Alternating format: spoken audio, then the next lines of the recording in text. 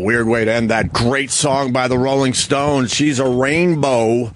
Over the weekend, did a lot of things, and one of them, I was just watching TV, and it was Kristen Wiig's last day at SNL, and Mick Jagger was hosting, and at the end of the show, they break into She's a Rainbow, and then Kristen Wiig dances with the whole cast, individually, one by one. How old is that clip? I don't know. How long ago did she leave? About 2 years ago. 2 years ago? It is a great clip if you've never seen it. It's a good song. I've never heard that. They're trying to have a little fun with it, and then some cast members come out to dance with her. She dances with every single cast member for maybe like 5, 6, 7 seconds, something like that. And some are very touching. It's a great clip if you've never seen it. As they said goodbye to Kristen Wiig a couple of years ago. So. I would have ripped my shirt off and danced and made it all about me. Yay! Got big laughs from the audience. She's a rainbow. I heard SNL was pretty good. I've only seen a couple skits so far, but our pal Pete Davidson was all over the show. He's going to be a big star over there. I'm sure he will. Yeah, Pete is abnormally comfortable. Yeah. Unless he's just good at hiding it. Yeah. Like he's really comfortable in places where you should be nervous. Yeah. Which is why he's very funny. Yeah, absolutely. And Roland got a text from Pete Davidson. He said he wants to come in here today. This is crazy. He's like becoming a star on SNL, and he just can't get away from the radio show. Yeah, it's addicting. It's nice. It's a weird thing to be able to do when you're not doing it all the time. So he's like, look, I'm going to try to get up and come in and see you guys. I'm like, fuck, great. We'd love to have you. Oh, he sent me a text. Yeah. I think his hoverboard fucking stalled out somewhere. I was so happy to read that. He's like, this'll make you happy. His fucking hoverboard just died. He's supposed to get me one of those. I want to pay for it, too. He's like, I'm just going to get you one. I'm like, no, I want to pay for it, but I don't know what company to use. And he's like, I got this. And made it for free. And he's one of those guys, when he says, I got this, he's got it. Yeah. Unlike other people that say, I got it. How was your weekend, Jim Norton? Uneventful, and I did a few sets, and not much happened at all. I finally lifted for the first time in 6 months. Not just deadlifting, and my arm is feeling slightly better today, so I'm hoping that actually helped. Did you ice it down after lifting? I did, yeah, I did. Yeah. And I didn't want. I had a new trainer because I had to switch my time. I was like, So it's like the worst is when there's another hot trainer who you don't really know as well. Yeah. And you're like, but my arm bothers me. And she's like, just try this. She was so tired of fucking pussy boy complaints that she made me do deadlifts because she's like, that's not going to bend it the wrong way. Yeah. And I did it, and I feel okay. So I'm very psyched, actually. Let me guess. The hot trainer has dark hair? Yes. One around here? Yes. I know exactly who it is. Yeah, she's a lovely. Know why? I mean, that wasn't that hard. There's not many hot trainers there. Yeah, there's only a few. There's a lot of frumps. There are a lot of frumps. A lot of frumps, and they're going to get, get me in shape, get you in shape. How about you get yourself in shape first? There's a new crop of them, though. I do these things where I'm down the steps, and I'll look into this one yoga room upstairs, and they have these new training sessions for all these trainers, and there are some gorgeous girls that are either going to be working at the rest of them or just working that one gym. Oh, wow. They're going to probably just slowly work him in. I'm hoping so. There's one I really have a crush on. Well, what happened was our gym got taken over, and the old company didn't give a crap anymore, and the trainers were frumpy with beer bellies and God, dare I say it, but older ladies that look like they were never in shape. Yeah. I don't know. I guess they got to hire whoever applies for the job. I don't know how that works. But the new company's like, fuck that. No, these trainers represent us, so they're going to all be in great shape, and they're going to be good-looking people. You have to. I guess that's bad in this day and age. Well, no, you just have to complete it. I know when the new company took over, you have to complete some fucking training course or whatever to prove that you still, they have higher standards than the old place did. Yeah. But whatever. I mean, this one that's coming, and I hope she works there and that she trains me. Yeah. And then I get to make out with her. She's lovely. She is lovely. She shows off the camel toe a little bit, too. Oh, I'm talking about this other girl, this new one. That's what I mean. No, the new one hasn't. I haven't worked with yet. Oh, well, no. The one yesterday, the hot girl. It was Friday. Yeah. Oh, she's been there for a long time. It's another. Yeah, it was just starting. No, but I mean, there's another one you have your eye on. Yeah. Didn't train you on Friday. Yeah, Gotcha. I'm in maybe find a relationship mode. I'm not sure. Really? Maybe. I'm not going crazy looking, but I'm just saying if it happens, it happens. When you're not looking, that's when it happens, Jim. That's what they say. It's like I said one time. I said something like life's what happens when you're making other plans. And people are like, that's pretty good, Jim. I'm like, if you think, I mean, you can use it. Very good. But it is the way it is, when you're fucking not looking. But I've gotten, with that comes the friend speech and all that shit. Yeah. I still get that at 47. It's fucking like the worst. I don't know how you deal with that. And I also don't know why you didn't tell us that it's Atari shirt day. Oh, yes. I'm wearing my Atari shirt. You don't want anyone else wearing their Atari shirts when you're wearing it. No, I like to wear it's my own little thing. I got a quick thing. My daughter's birthday was over the weekend, so we had a lot of festivities and fun. And last night we had some friends. We actually went to a friend's house and they had pizza. And this is just quick, but it was such a pet peeve I had to bring it up. So they bring out 3 pies. They bring out pizza pie with sausage, New York sausage. Then they had a plain pie with extra sauce, and I'm like, man, I'm good. It's a cheat day. I'm all in. The third pie was a chicken marsala pizza pie. I didn't want that. The guy whose house we were at was like, you gotta try the chicken. Does anyone else understand this? You gotta try the chicken marsala pizza, and he's cut me a slice, and I'm like, fuck, that was my third choice. Here's what you tell him. Yeah, okay, I'll have you know what? Tell him I want the other one, so get me a knife and cut the tip off, and I'll have a bite of it, yeah. But I won't fuck it up so no one else can eat it. Yeah. That's it. Oh. How do you that's how you would handle it? Yeah, I would say, look, I don't, I had it once, it gave me agita, so I'm going to try this other thing. Just lie. Yeah. Or say, could you cut a piece off the tip of it? Yeah, well... or try that brutal honesty thing that they do, like that whole thing. You're offending me by offering me this too vigorously. Yeah. No, I would not have fucking had that. Unlike what you've heard, I'm actually a very nice person, and I sat there and went, oh, God, I got to be nice and polite, and I have to eat this whole slice, and I'm like, it was good, but I wanted the sausage. I was going to go sausage, and then the second slice would have been the plain. But this chicken marsala was so big, and I only had one slice of pizza. I was full. So the guy did you a favor. Instead of guess. fucking 2 bready fucking shitty pieces, you had one with a little chicken. He did you a favor. Oh, God. I would have dropped it on the floor. I would have dropped it on his white rug. Oops. While he's fucking spending 2 hours putting club soda in his shitty rug to get his fucking fancy pizza up. Get the oil and grease out of the rug? Oh, exactly. Oh, God. I was so bummed out because I don't have pizza a lot. And I was like, I'm going all in. It's Sunday.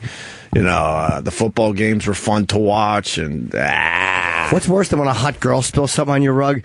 I have a beige rug, and the worst is when I have 2 ottomans, and the worst when a fucking girl spills something, because you can't just... Oh. It's like you want to just scream cunt, but you're like, I'm trying to sleep with it. That's probably an overreaction. Now you sort of know how it's like to have kids. Just imagine that now almost every day of your life. Yeah, but then if you were kids, you could at least administer discipline and scream at them and put them in the corner and shame them. You can't do that with a girl you're trying to bang. Well, I don't know. Some of them, that could be a turn on for that. Might actually be the fucking, that might actually be the straw that breaks the camel's back and gets you laid. Yeah, I think so. I gave up on all my nice stuff probably... When did they start walking? Around a year, right? 18 months? That's when I gave up. So I gave up over 3 years ago. Gave up on all my stuff. When we got, a nice New York City apartment, and I got some nice stuff in there, and we took care of everything. It was pristine. Now it's just junk. Well, put shit high up where they can't get junk. Like, if there's anything you want to display, you just put it higher for, I'm talking about my couches. Yeah. And my bedding. You give up on everything. You give up on carpets and you just let it junk up. Oh, yeah. They just throw all the cushions from the couch and the beds and the window pillows all on the floor because they're making a school bus or something. I'm like, oh, okay, great. Yeah. Enjoy yourself. Good morning, Vic Henley. Hey, guys. How are you? You're earlier than we thought you'd be. Hey, we're just surprised you're here. No, I had a whole cushion day to recover from my birthday. Oh, happy birthday. Happy birthday. Yeah, so thanks. It was Friday. What'd you do? My brother popped into town. He always comes to town a couple times a year on business, so Thursday, he called me and said, I'm going to stay tonight and take you to the Palm for your birthday. So he took me to the Palm, too. So I started with that on Thursday. Oh, nice. Then my girl came to town, and I hung out with her. Nothing. Just did a little work, a lot of drinking, watched a lot of football. Laid around and covered yesterday. Do you have your cell phone with you? So it's I put it in the office. I think of Vic all the time with his cell phone because I'm so obsessed with mine. How like you a lot of times won't. You're like I just left it at home. Like the fact that you can live like that, I kind of admire that. I had it off most of the time. Yeah, I got a few. I turned it back on and had a few birthday well wishes, but that was it. But I was pretty much just eating, drinking, and watching football and hanging out with my girl. So let me ask you a question. I don't understand the legality of this. Is there a law that will allow you to murder the entire defense of a football team? Yes. Is that you can get them all in one room together. You can't do it individually. You can't do it individually, but you can put them in a van and drive it off a fucking cliff. Totally legal. I went to dinner with a friend, and I didn't watch the game, but I caught part of it coming home. The Cowboys. On the radio. Right. And I was just like, fuck it. I can't invest as much. It upsets me too much. So I'm listening, and they tie it up. The Dallas is losing. I'm guessing they're losing 2013. Yep. And they tie it up, and it's awesome. And I guess I got home and then went upstairs because they missed their defense gives it up immediately. Yeah, Saints missed a field goal. They missed the field goal. They hit the uprights. Well, do they play prevent? Yes. Of course. Can fucking teams stop playing prevent? It doesn't seem to work out. It's been 40 years. It stinks. It hasn't worked for 40 years. I would love to know the percentage. Really, no kidding. Did they do that in overtime too? The first or second play of overtime, he hit the back coming out of the backfield out in the flat, and the defensive guy for Dallas ran up, couldn't make the tackle, and the bat spun, and C.J. Spiller went 80 yards, and it was over. Wait, was that on a kickoff? No, first play, though. First offensive play. Threw a little pass, bang, missed tackle, gone. 73 yards, something like that. Periscope? You know. No, I'm trying to take a picture. Okay. Just I'll look when I'm talking. I'm alive. Then they lost to 26-20, right? Yeah. I literally couldn't. First of all, this is the problem with FiOS and all these. I don't know where anything is. I think I got upstairs about 8:45 and fucking couldn't find the game. Holy shit! Try being an Islanders fan in New York City. Oh God, right? You got to go to. Well, at least you're in the same state. I think maybe. Yeah, maybe. I get so desperate, I just go on Twitter and go, could someone tell me what channel this fucking game is on? Right. Because it's like the third priority. So, the MSGs are for the Devils and then the Rangers, and then the Islanders are like, like you said, Channel 621 decided X, to air Campus B. Whatever. Some one of those community public college access channel. Right. But anyway. That fucking prevent defense. How about you fucking blitz? How about you do that? Yeah, I don't get the prevent. It literally, like Vic said, 40, it's been a fucking night. It probably worked once in 73 in some fucking Pittsburgh game. Both my brothers played the game in college at SEC level. That's good football. And I've been listening to both of them for almost 50 years now. I go, what the fuck with the goddamn prevent defense? They do that every time because they're afraid of the one big play that gives you the field goal. And it's been happening for, it always happens that they sent these guys out. Quarterbacks have 40 minutes of time and they go down the field. They do that in hockey as well when they're up and they start trying to lay back and play some defense. I'm like, no, we just keep playing the fucking game. Well, they keep giving up these fucking 15-yard plays, which drives you crazy. Yeah, of course. They'll allow the short play over and over again, and they just march down the field. I would love to know how successful the prevent really is over the last bunch of years. Well, that could be easily researched somewhere. Oh, it's got to be. I'm sure there's just one dude in a room in ESPN somewhere up there just typing. I bet you it's 50%. It's got to be. That's it. It can't be much more than that. There's not one football fan that, like, when it gets down to it, goes, all right, man, the prevent defense, we got it. Now we're doing Locked. Yes, good. Thank God, finally the prevent. It's over. Yeah. It's over. And it's almost like the scramble, and they do that scramble, the 2-minute drill, and it's like, why weren't you doing that for 4 quarters? Right. You just scored. I think that's how you should play the game, the 2-minute drill. That's what Peyton Manning. That's what he likes to do. Yeah. It would be way more exciting for the fans, although football is pretty exciting. What am I talking about? Well, Denver's undefeated, but the first 2 games they barely won, and there were shit games till about 5 minutes to go. And Peyton Manning told Kubiak, "I know we're trying to do a new thing, but just let me go win the game. Can I go?" And then he called all the plays at the end of the first 2 games. When he brought them back, it was him calling all the plays himself, playing yard ball, 2-minute drill, and they won both those games. And they're undefeated. They're undefeated. They're 4-0. They won. I did not know that. He was on his back for the first 2 games. Yeah, he was. They were knocking the shit out of him. They tried to put him under center after all these years. He's 109. One of his legs doesn't work. You can't put him under center. Good Lord. Put him on a pedestal, stick a rod up his ass, and just direct snap it to him. You can't put him under center. That's hilarious. 20th season in football. Hey, we're going to do a new thing after 20 years. One of the greatest passes of all 50th time. birthday in the Exactly. offseason. We're going to put you in a walker by week 2. Why did they do that? It's because the new coach likes to run the ball. Yeah. And it's easier to turn around and hand it off. When you take from the shotgun, you're more limited in what you can do running the ball. And the guy wanted to put him under center for the first time in 20 years. That's... Opie, how did all your teams do? Well, I did well. Well, no, the Jets beat the Dolphins in London, 27-14. Yes, easily. So I right watched there, most of that game. You're 1-1 there because your Jets won, I only take a peek at the Dolphins. but your Dolphins lost. I only take a peek. They're not one of my 3 teams. Right. And then I was really pushing for the Bills. The Bills didn't look too good yesterday, and the fucking Giants beat the Bills. Yeah. Can you All of a turn sudden, the screen off? all of a sudden the Giants are back to 2-2. Different screen, please. I don't have to keep looking at 26. Just a lot of bad football. Fucking A lot of day. bad football. There's 5 or 6 good teams, 4 or 5 horrible teams. Then 20 teams are going to go 8-8. That's what they want. The Bills are a pretty good team, though. They're okay, but they're in the division with New England. They didn't have the greatest game yesterday, but they're a pretty good team. And Jimmy is getting all in again with his Cowboys. And not all in. I'm not watching. Like it's still, but now it's starting to upset me again. Like I wished I still hated them. Yeah. Because then I didn't give a fuck.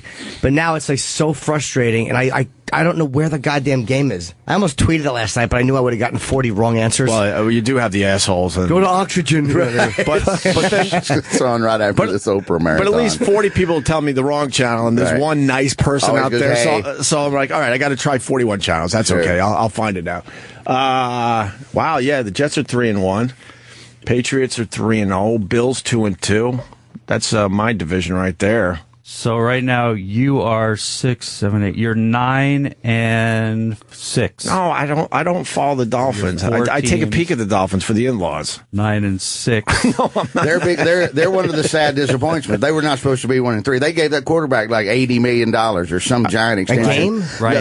No, they gave yes, in a rare, unprecedented move. He's the richest man in professional sports, Ryan Tannehill. I don't know much about the Dolphins. They just, don't. I thought that was weird. They're okay, but they expected a lot from them. They signed Ndamukong Suh, the big old defensive guy, so they figured, okay, we're going to have a great D. We're going to kill the other quarterback. We're going to give our new guy, we believe in him for the future. We're going to give him $80 million over 7 years and 1-3, and probably not going to go anywhere. All right, well, happy belated birthday. I just sent you a Thank you. text, so I you'll appreciate have another it. one. I feel bad. I didn't know it was your birthday. I'll go check it in the office. It's fine. I feel bad. I don't care. I'm happy I didn't know it was your birthday. I didn't have to give you anything. Nobody, right? I love loved it. not knowing. I loved it. My mom sent me a check. Yeah? My mom sent me a Old check. school. Old school sent me a check and had to send it in a separate envelope because she's getting a little old and she forgot to put the check in the card. So I get the card and then I just get another envelope with a check in it saying, "Hey, I'm sorry." So it said on the piece of paper, How "I'm much was the sorry." check for? $50. I was going to say. So that's a mom gift. That's a Okay. great mom gift. It's perfect. Well, all we do is exchange cash. Yeah. I sent her a check on September 7th, and I sent her a Target gift card for $50. Same Yeah, thing. we- All we do is just trade money back and forth. We've had the same $50 bill Yes. floating through my family since fucking 1989. But by God, don't break the link in that chain. By God, you'll be the shit man on the totem pole. My mom's so old she doesn't write the cards out anymore, so it's some like aid. I'm like, oh God, this is awkward. Mine's is getting a little scraggly, but I can still Little read scraggly. it. A little scraggly. I can still read it. I though. remember the It's scraggly stage, Yeah. but we're way past Yes. that now. Right. Now some fucking stranger's writing on my birthday card. Dear white boy. Exactly. Dear white devil. Dear white devil. My mother's handwriting is still very good. That's encouraging. Mother still has good handwriting. How old is mother? I'm going to guess she's in her mid-50s, which is odd. She had me when she was 8. Mid-50s. Wow. Okay. Yeah. No, my dad, I'm 47. My dad was 29 when he had me. So, 67, 76. 76, my dad is about, and my mom is probably 78. No kidding. A little older. a little A older. little cougering on Yeah, mom. yeah. They're looking good. My mom did the same thing. My Mom dad did- met her on a website. It was really odd. In 1967. Yeah. Yes. On a It was, website Yeah, in 2yearsmysenior.com. No one knew what it was. It was like AIDS. No one knew, No it was one in the knew what it 60s. was. There was like 1 or 2 cases of it. Joe on Long Island. How do you not know the channel, Jimmy? It's freaking Sunday night football. I don't, but I just didn't know, Joe. Always NBC. Oh, it's NBC? Sunday night. Sunday night. Yeah. Oh, I don't know. If it was Sunday ESPN. How the fuck do I know? ESPN is Monday night. Is it? I didn't know that. But I don't even know where that is. And CBS is Thursday night. If we're going to cover all the days. I don't know where ESPN is on my fucking dumb FiOS because they have all these stupid. They just got. FiOS makes it so easy. It's all color coded. Just look for the green channels and you'll find sports. And they're all. I didn't know that. Yes, and they're all bundled together. Yes, all movies are red. All Thank you. kids shows are orange. All sports are green. I never knew that. All regular shows are blue. Yeah. Yay. Oh, I need what we call a little Travis helper around the house. It'll be Travis like a, monkey. Yeah, it'll be like a little. It'll be a device. It'll be shaped like a douche, and you just you ask it a question and it tells you. All the sports are bundled in like the 600 somewhere. Oh, okay. And they're all green and they're all together. Now, since I'm hopefully going to be moving, if this mortgage works, I'm going to be probably have to go back to goddamn Time Warner? That's one of the worst things about moving. They don't have FiOS in your new I don't building? know if they do or not. I don't think so. But I do not want to go back to Time Warner. Yeah, they're just there. They're shit. They're terrible. They're just I don't know. They haven't updated their shit. They're horrible. What are the other options? Besides I don't know. I have them. I hate them. I can't do anything about it. DirecTV. There's satellite. I have maybe DirecTV. AT&T. They have a Uverse, I think, Oh, but it's not available everywhere. But a lot of people do like it. You can get Apple TV and all these other ones I have. You and can. I mean, you can just like. Netflix, Hulu. Yeah, but that's not. You're saying it what? wrong. how do I get the regular? Maybe DirecTV. Is DirecTV better than fucking FiOS? I like DirecTV. Never had a problem. I think it depends. Is it better than Time Warner? Yes, I thought so. I would say so. If you're in the right direction to have a satellite, I would say it's better. What's the right direction of a satellite? Quickly. South. I don't know. I think it's south. Really? Yep. They can't get a fucking. And that's if your building allows you to do that, because like I've lived in buildings where they don't allow you to put a satellite up. So Yeah, I don't think you're going to be able to put a satellite up. They don't really. It says satellite friendly. It did. Yeah, on the front of the building. Good for you. Where's the building? selling point. Buildings on the east side. Okay, you're staying in town. Yeah. You're just moving on Yeah, up. yeah, You're yeah. George Jefferson. I you're am, moving on yes. up to the east I side. certainly am going to Spanish Harlem. I'm getting a studio. It's my neighborhood. A studio in Spanish Harlem. That's right. 138th on the east side. I'm in 128. Riverview. Yes, very nice. East Riverview, Harlem River. We still haven't done one of those barbecues, Vic Henley. Well, and the deck is ready. I just got it ready. Every year I redo it. Oh, now before- that summer's over, the deck is I ready? redo it. No, I mean it's ready for another 3 years. I don't have to do anything. But okay. every 3 years you got to restain, reseal, and just in time for this shit storm that happened, I had it all. It's been glistening with a giant tree limb snapped, and behind my building, it's like as big as a telephone post. My neighbor was out taking pictures of it because it fell over into his air conditioning unit on the side of the building, and we got to call the city to come saw it down. And I'm going to have Puerto Ricans and ropes and chainsaws out my back door for Getting rid of that limb. it's a tree. My neighbor was so livid. He goes, technically, this is not even a tree. It's a giant weed. But they grow so tall in between these buildings in New York. And then as soon as they get higher than the top of the building, the wind will snap them right in half. And it's huge. It's as big around as a phone pole. And they go straight up. And one of them snapped. And my deck got right in the middle of it. So it's not touching mine anywhere. It snapped behind one You neighbor's. lucked out. I'm in the middle of it. It's leaning over mine. Wow. But, You should have taken a picture of that. I should have. I should have. I would like to see should that. do more. It's there. It's not going anywhere. I took 2 giant limbs out to the street. I thought lightning had struck it because they were just charred black and had been snapped. And I mean, 7 feet tall. One of them was 7 feet long and about that Huge. big around. Big around. Exactly. He's making the AOK Yeah, I'm sign. making I'm the blink of a pencil. making the thumbs up. That storm went out to sea. I guess Charleston got hammered, huh? Yeah, a lot of I rain. don't know. They were underwater. Oh, but the wind. How windy It was was it? pretty windy in My New God, York I went through over 9 the hats. weekend. 9 hats. Oh, I'm really happy it's not going to be coming. Good. No, 9 hats. that thing is pushed way off to the right, out to worried. sea. It was looking bad for a little while. That path was looking at New York and looking at Jersey. I know. Chris Christie Philly was running around screaming chicken little. They were boy actually just going to put him in the in he's the the water. anchor. He's the Yeah. anchor. He works like that fucking thing does in Venice. Let the thing just bounce off Christie. Exactly. Just anchor him down. Exactly. He's like a giant pylon. Let's do some fat jokes, everybody. Yeah, he's just going to have his big fat back to the ocean, and he's going to give inspirational messages. Inspirational. Talking. Yeah. No big deal for him. How great is it? In East Texas, a judge threw out 168 patent troll cases in one saw swoop. that. Awesome. Yeah, they finally had it with those people. One troll. What's that? That was one troll. It's one troll. He filed 160. Yeah, is that the same one that was with Corolla? No, it's a different one. This company is apparently like the patent troll company. Oh, and the Corollas wasn't? No. Oh. No, Goodness. They're called the most prolific patent troll. How disgusting. Yeah. Yeah, well, they threw them 168 of them out. 168.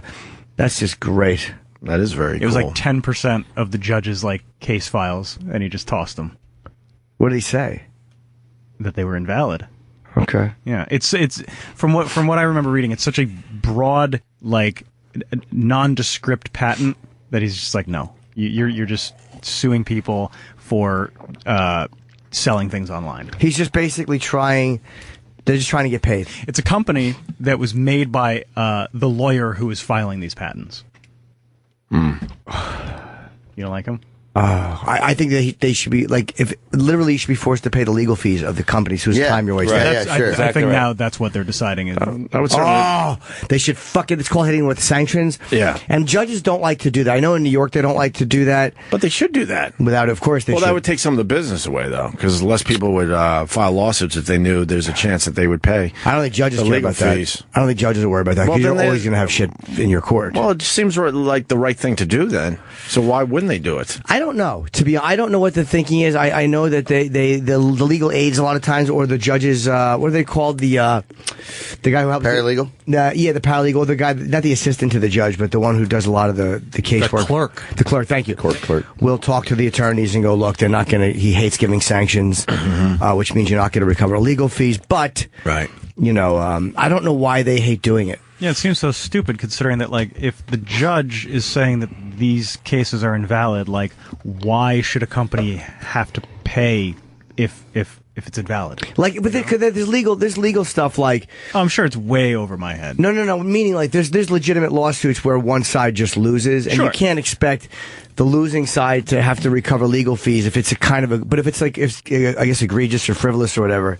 Yeah, like when something's thrown out because, like, hey, this is bullshit. Like, well, then why should that company that was brought to trial have to, I think in England they do that shit. Good. In England they'll do that. But I know I was watching the Rick Ross documentary on Al Jazeera that he was promoting that time when he was in. It was just called Freeway or something. And they said he lost to Rick Ross, the rapper, because of the time frame for his name being used, and they ordered him to pay the rapper his legal fees. Now, I don't know if that's... What? That was part of the... Now, I don't know if he ever paid them or if he had to or if... Yeah. I don't know. I ended up reading that entire book. Yeah. I forgot to tell you. Yeah, it's good. It's an amazing read. It's awesome. It's really Rick good. Ross? Oh, Yeah. my God. What's it called? Freeway Rick Ross. Yeah. Okay. Yeah, it was amazing. His rise to the top in that business.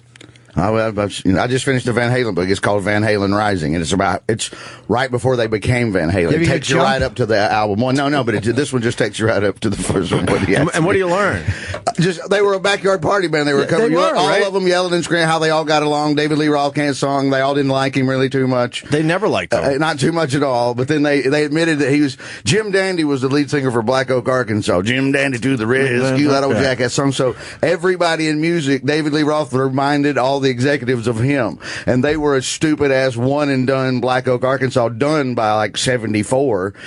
So even though Eddie could play, right, everybody's going, who's just Jim Dandy fuck? Every record company, they were rejected by like 50 different companies, and every single one of them kept going, we like the band, this guitar player's great, but who is this fucker with the low-rise jeans and the little boy sweater? He'd wear little boy sweaters with no sleeves on them. And that's all he'd wear. It would always be like 9 sizes too small. small.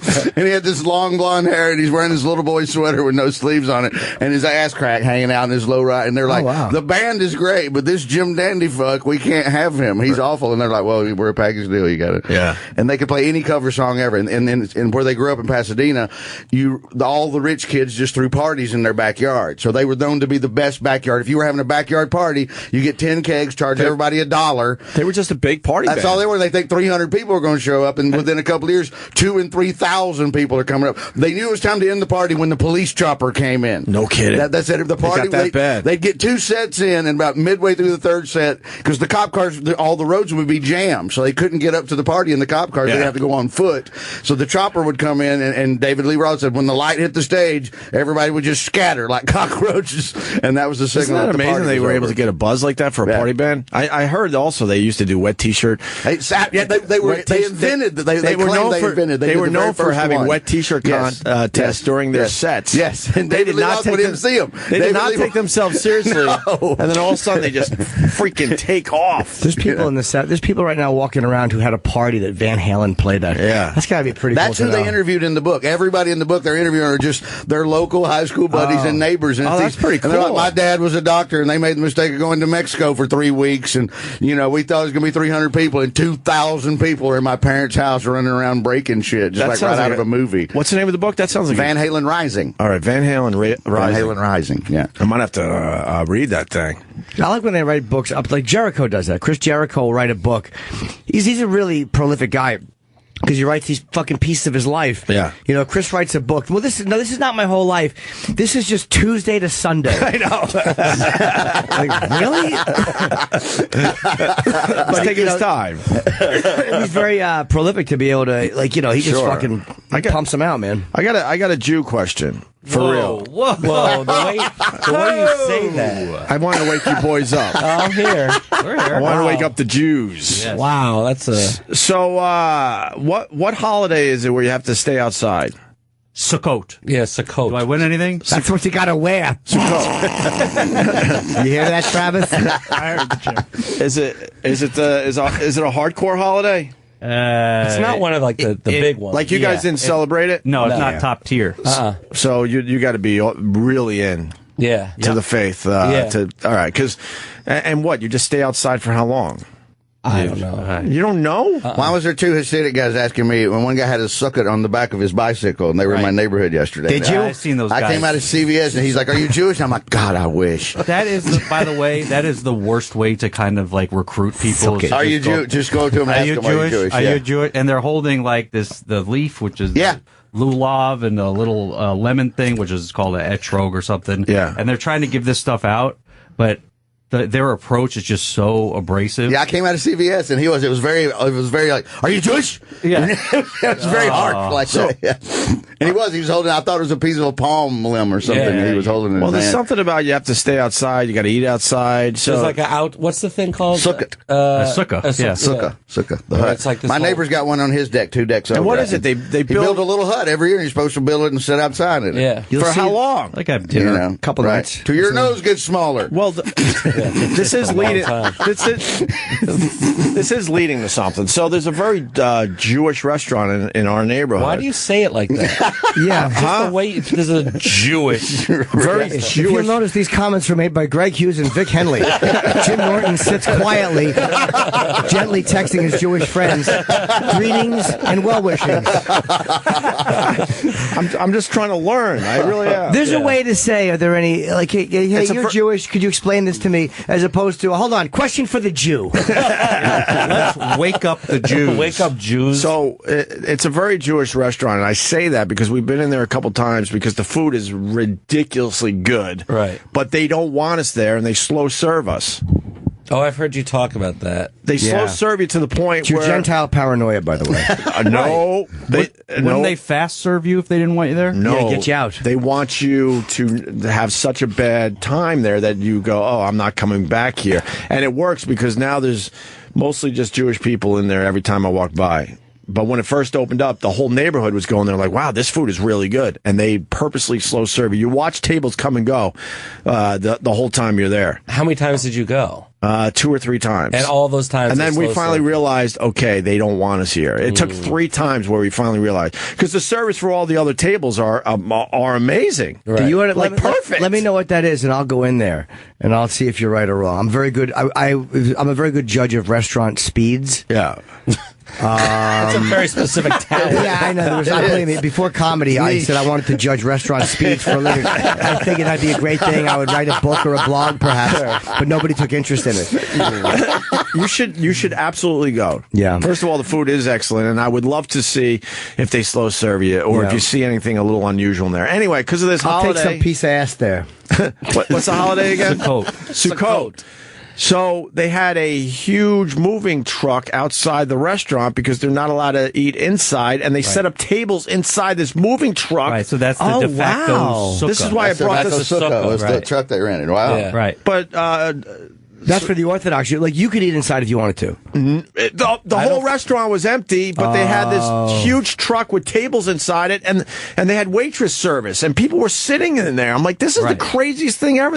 And it was right in front of the beautiful restaurant, which was completely empty. That's hilarious. And I'm trying to wrap my head around this, and how is that okay? Because Is your God okay with that? in the Old Testament? See, again, it's separating into your God. It's the whole. No, I know the reason for it. You did? Yes. Yes. Because in the Old Testament, when they were, I guess, wandering the desert, someone said, why don't we get a moving truck? That's what I'm saying. Boo.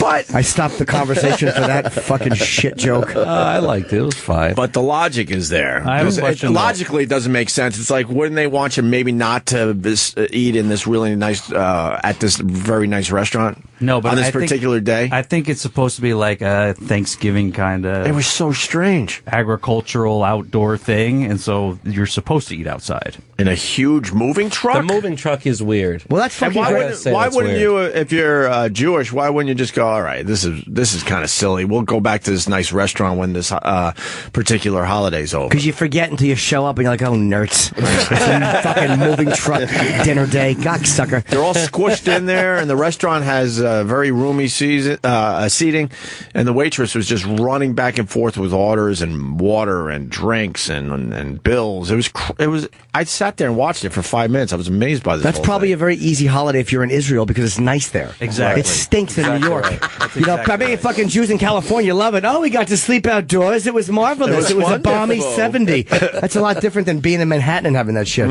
Yeah. Why does the guy got the little sukkah on the back of the bicycle? What is the sukkah part? That's the hut. The sukkah's the hut. The actual hut. And He had a so- hut on the back of his. He had it was Yeah. a makeshift. But it was probably like on a little flatbed. Yeah, Like well, kinda- exactly. Yeah, I've had a seen little that platform guy sticking flat. in. But it was like the pedal bikes almost, and he came wheeling up and out like What kind of bike? Like the little pedal bikes Oh, I if you could get here in New York misunderstood City. You just redeemed yourself for 2 seconds ago. So what are you supposed to do? Sit on the back of that bike? I guess Yes. yeah, No seat. No. I think what they're doing is they're trying to give you the tools so you can celebrate the holiday. Oh, okay. And that's why Right. the guy is awkwardly saying, "Are you Jewish?" Oh, if you are, he'll hand you the tool. Exactly Oh, that's right. nice. But I what thought he about was going they to give me do- a ride home on the back of the bike in the little sukkah. No. I really They did. do that But that's for other a- holidays. that's a hell of too. a At way to Hanukkah, they do the same ride your thing. bike around town? What do they With say? a big hut on the back. They drive around in like a van and they say, "Are you Jewish? Are you Jewish?" And if you say yes, then they give you like the candles and the menorah, which is the candle Yeah. holder for. That's Hanukkah. nice. Yeah, but out in Brooklyn they do that too. But the music is too loud. They play this music, so like for some reason they need a PR guy to tell them stop doing everything that you're doing this way. They're not going to recruit people if it's like that. it's Like distorted. the ice cream truck so from hell. annoying. The worst ice cream truck ever. Some of that music is wonderful, though. Okay. Yeah, Jews have, Yeah, I guess I'm talking more about the Arabic music that I hear popping up here and there. you see, Manhattan. Arabic and Jews. That's not really. I understand. Sort of I like understand.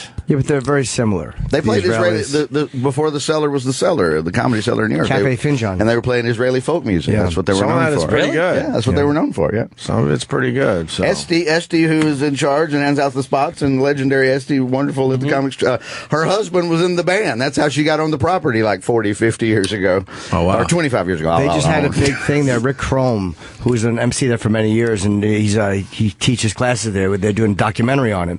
And they had Bill Grunfest was the guy who before Esty. I didn't know Bill. He was before my time. I knew him. He got me in there. He was an old radio guy. He was on like WABC, or he was at a morning show back in the day, way a million years ago. And they had a thing for Rick and Bill Grunfest recently, I think, and they brought Bill in. And I know Louis was there, and Jon Stewart, and Ray Romano. Like all these guys paid tribute to Rick and to Bill. But I didn't go because I just it was a little bit before my time. Sure, the great guy. The door was always open. They encouraged you to do anything. It was just like it is now. It really hadn't changed too much down to So Hillary was on SNL. She did a little sketch, parodied herself. Yeah, I made fun of Trump. Made fun of Trump. She actually, she almost did the Trump face and did this voice in a little bit. You know? Oh, I thought it was magical. Well, when you think of impressionists, Hillary Clinton, she's trying to loosen up a little bit. That's all it was. Anyone else noticing? That's all it was. Yeah. That's all it was. She sings "Lean on Me" with her by the end of it, but then she bails out. She doesn't commit. Right. But she half-ass sings a little bit of "Lean on Me" and then turns it over to the other girl. A new Hillary for everybody. This was wacky. This is what zany. This is what Trump brought us, making everyone else loosen up a bit. This started with Bill Clinton playing the saxophone on Arsenio Hall in 1990. Yeah, but she didn't understand that. But it took Trump to loosen her up. That's somebody. You got to get wacky these days. You would think that Bill Clinton would have been a big impression on her to loosen the hell up, and have a little fun with this whole thing. No, it was Trump. Hillary Clinton bar talk. Yeah, let's watch a little of this. I love that guy. He just says whatever he wants. Yeah, my tops are Trump and then Black Doctor. I don't know. I kind of like Carly Fiorina. Yeah, she'd make the best first female president. What do you think? She'd be the best. Yeah. Oh, Huma. Why won't the people just let me lead? No, you know what? Just give me the hammer and the nails and let me fix it all. Hillary, I think that you've heard enough in here. Let's get out of here. Oh, you go ahead. I'm gonna have one more drink. Hey, bartender, keep them coming. Didn't they know that was Hillary as a bartender or no? They had to. She was on set. She's on set. They got her. They got her back. She's got her back to the camera. The big reveal. Mr. Favisham. Yeah, you could say that. Woo. Hi, I'm Hillary Rodham Clinton. Hey, great name. I'm Val. So, Hillary, what brings you here tonight? Well, I needed to blow off some steam. I've had a hard couple of 22 years. I like that line. What do you do for a living? Well, first, I'm a grandmother. And second, I am a human entrusted with this one green earth. Oh, I get it. You're a politician. Yes. And how about you?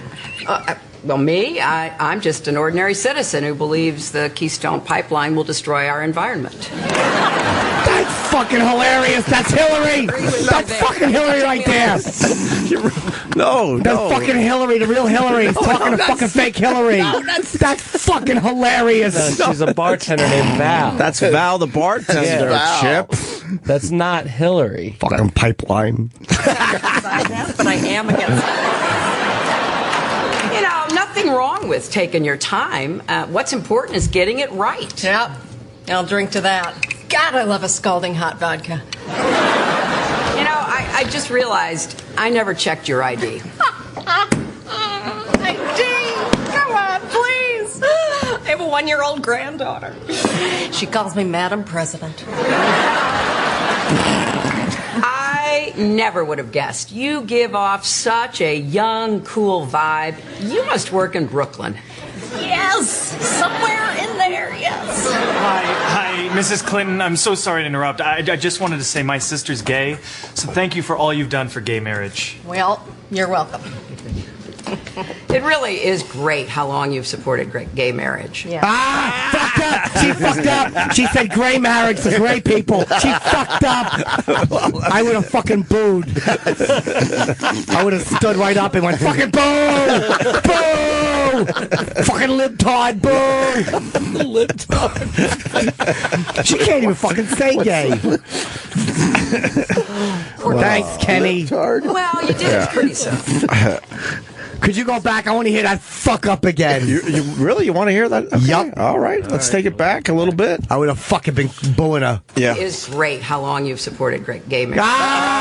Fucking gray marriage. Gray marriage. For fucking old people. I'm against it. Alien marriage. Alien marriage. After 50, if you get married, they should just burn you alive. That was what my mother said. Your mother said that? Yes, she did. His mother. She's dead. I'm sorry to hear that. No, shit. she's not. She's alive and healthy. That's good. She's having ankle surgery to drain the fluid around her ankle. Oh my God, that sounds horrendous. Both ankles? Yes. Okay. Ouch. I could have supported it sooner.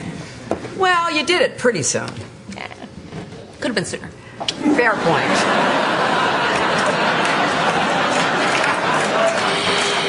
Well, let us then tap our Could have been fists sooner. in friendship. Oh, Val, I'm just so darn bummed. All anyone wants to talk about is Donald Trump. Donald Trump? Isn't he the one that's like, you're all losers? Good shot at him. That's funny. That's not bad. That's a real laugh coming from, I don't know her name. I should. That's Hillary Clinton. Oh, Hillary Clinton. Sorry. Wait, what? Okay, yeah. Kate McKinnon.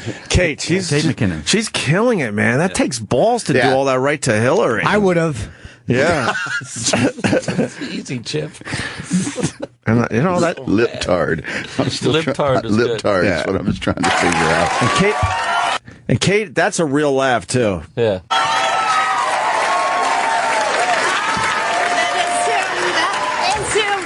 Do you think he'll win the primaries? He must. I want to be the one to take him down. I will destroy him, and I will mount his hair in the Oval Office!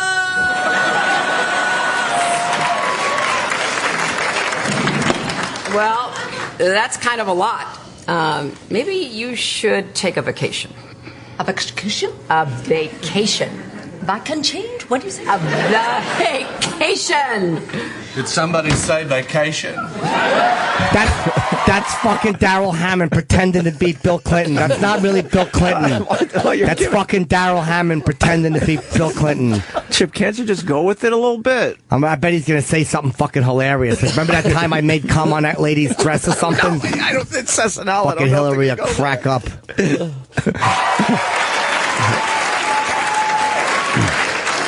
Oh my God. They're multiplying. And he runs out. How come we don't have no Secret Service? That's a bunch of bull sugar. he's still a target. They should have had Secret Service. He's still a target. I guess I should get going, but this has been so nice. You are really easy to talk to, Val. Oh, thanks. You know, that's the first time I've ever heard that. Oh, Val. I wish you could be president. Yeah, me too.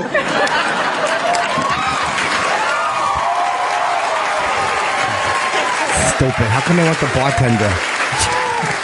You know what else, Val? I've learned something from you tonight.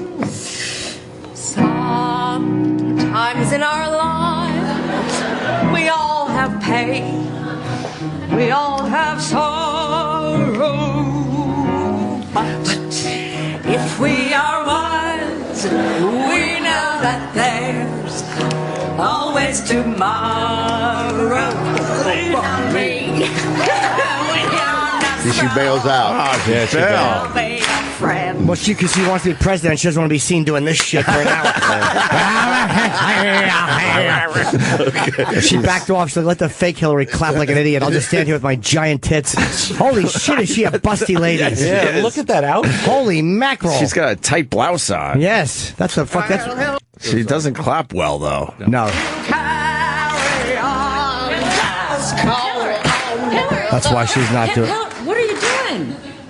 Oh, I was just hanging out with my best friend Val. Where is she?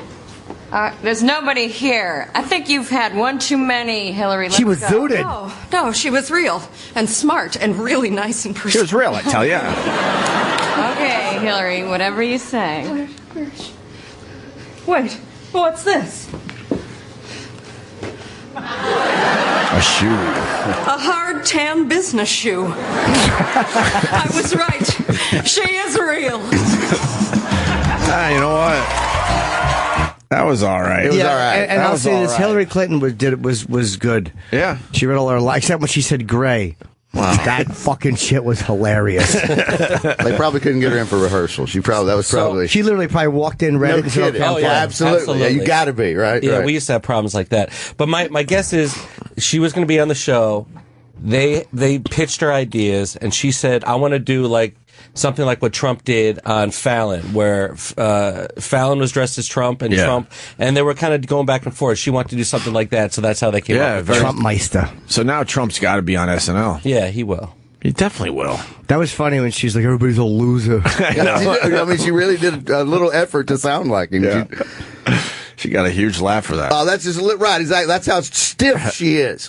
Just any attempt at humor, good or bad, gets you because she's just she's known to be so stiff. It's kind of weird to see her like that, right? A little looser. Totally. Very strange. Yes. Yeah. Also, I like seeing her as a bartender, though. I prefer that to the other option, which would be leader of the free world. Oh, you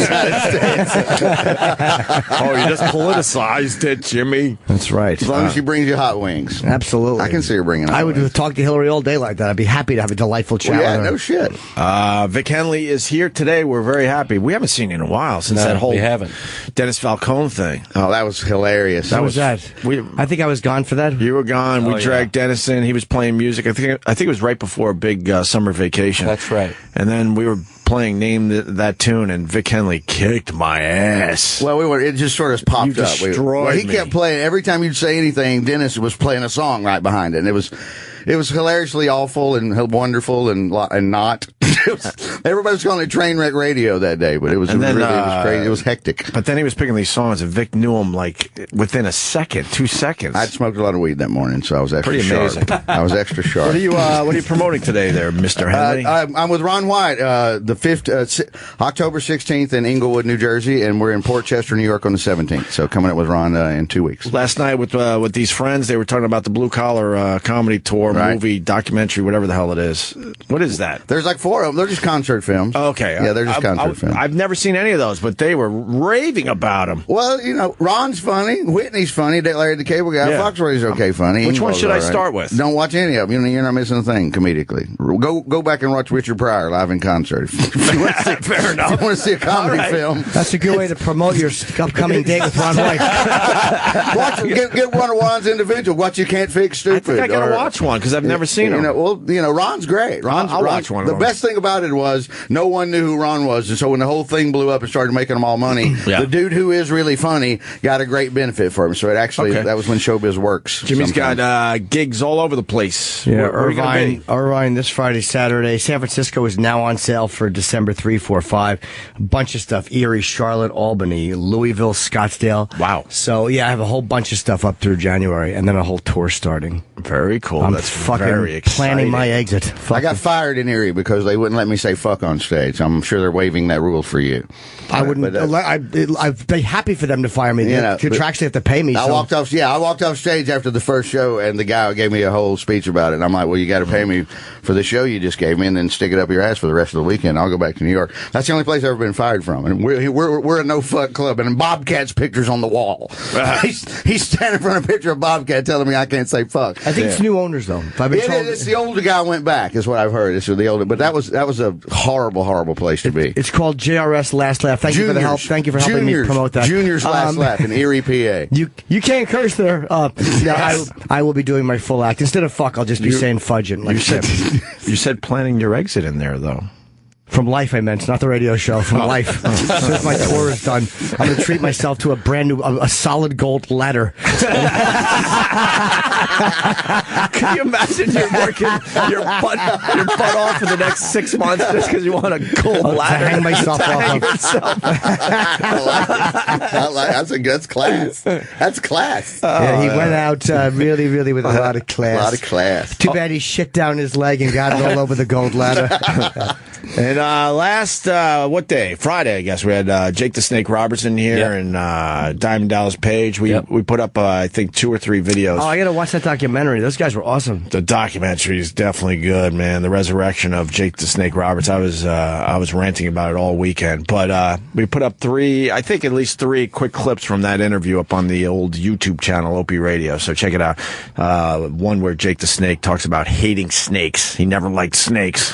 And it was his prop. Yeah. You would think you would come up with some kind of prop that you'd be okay with. Right. That's wonderful. He was petrified of snakes. That's perfect. So he picked a snake to go in the ring with every single time.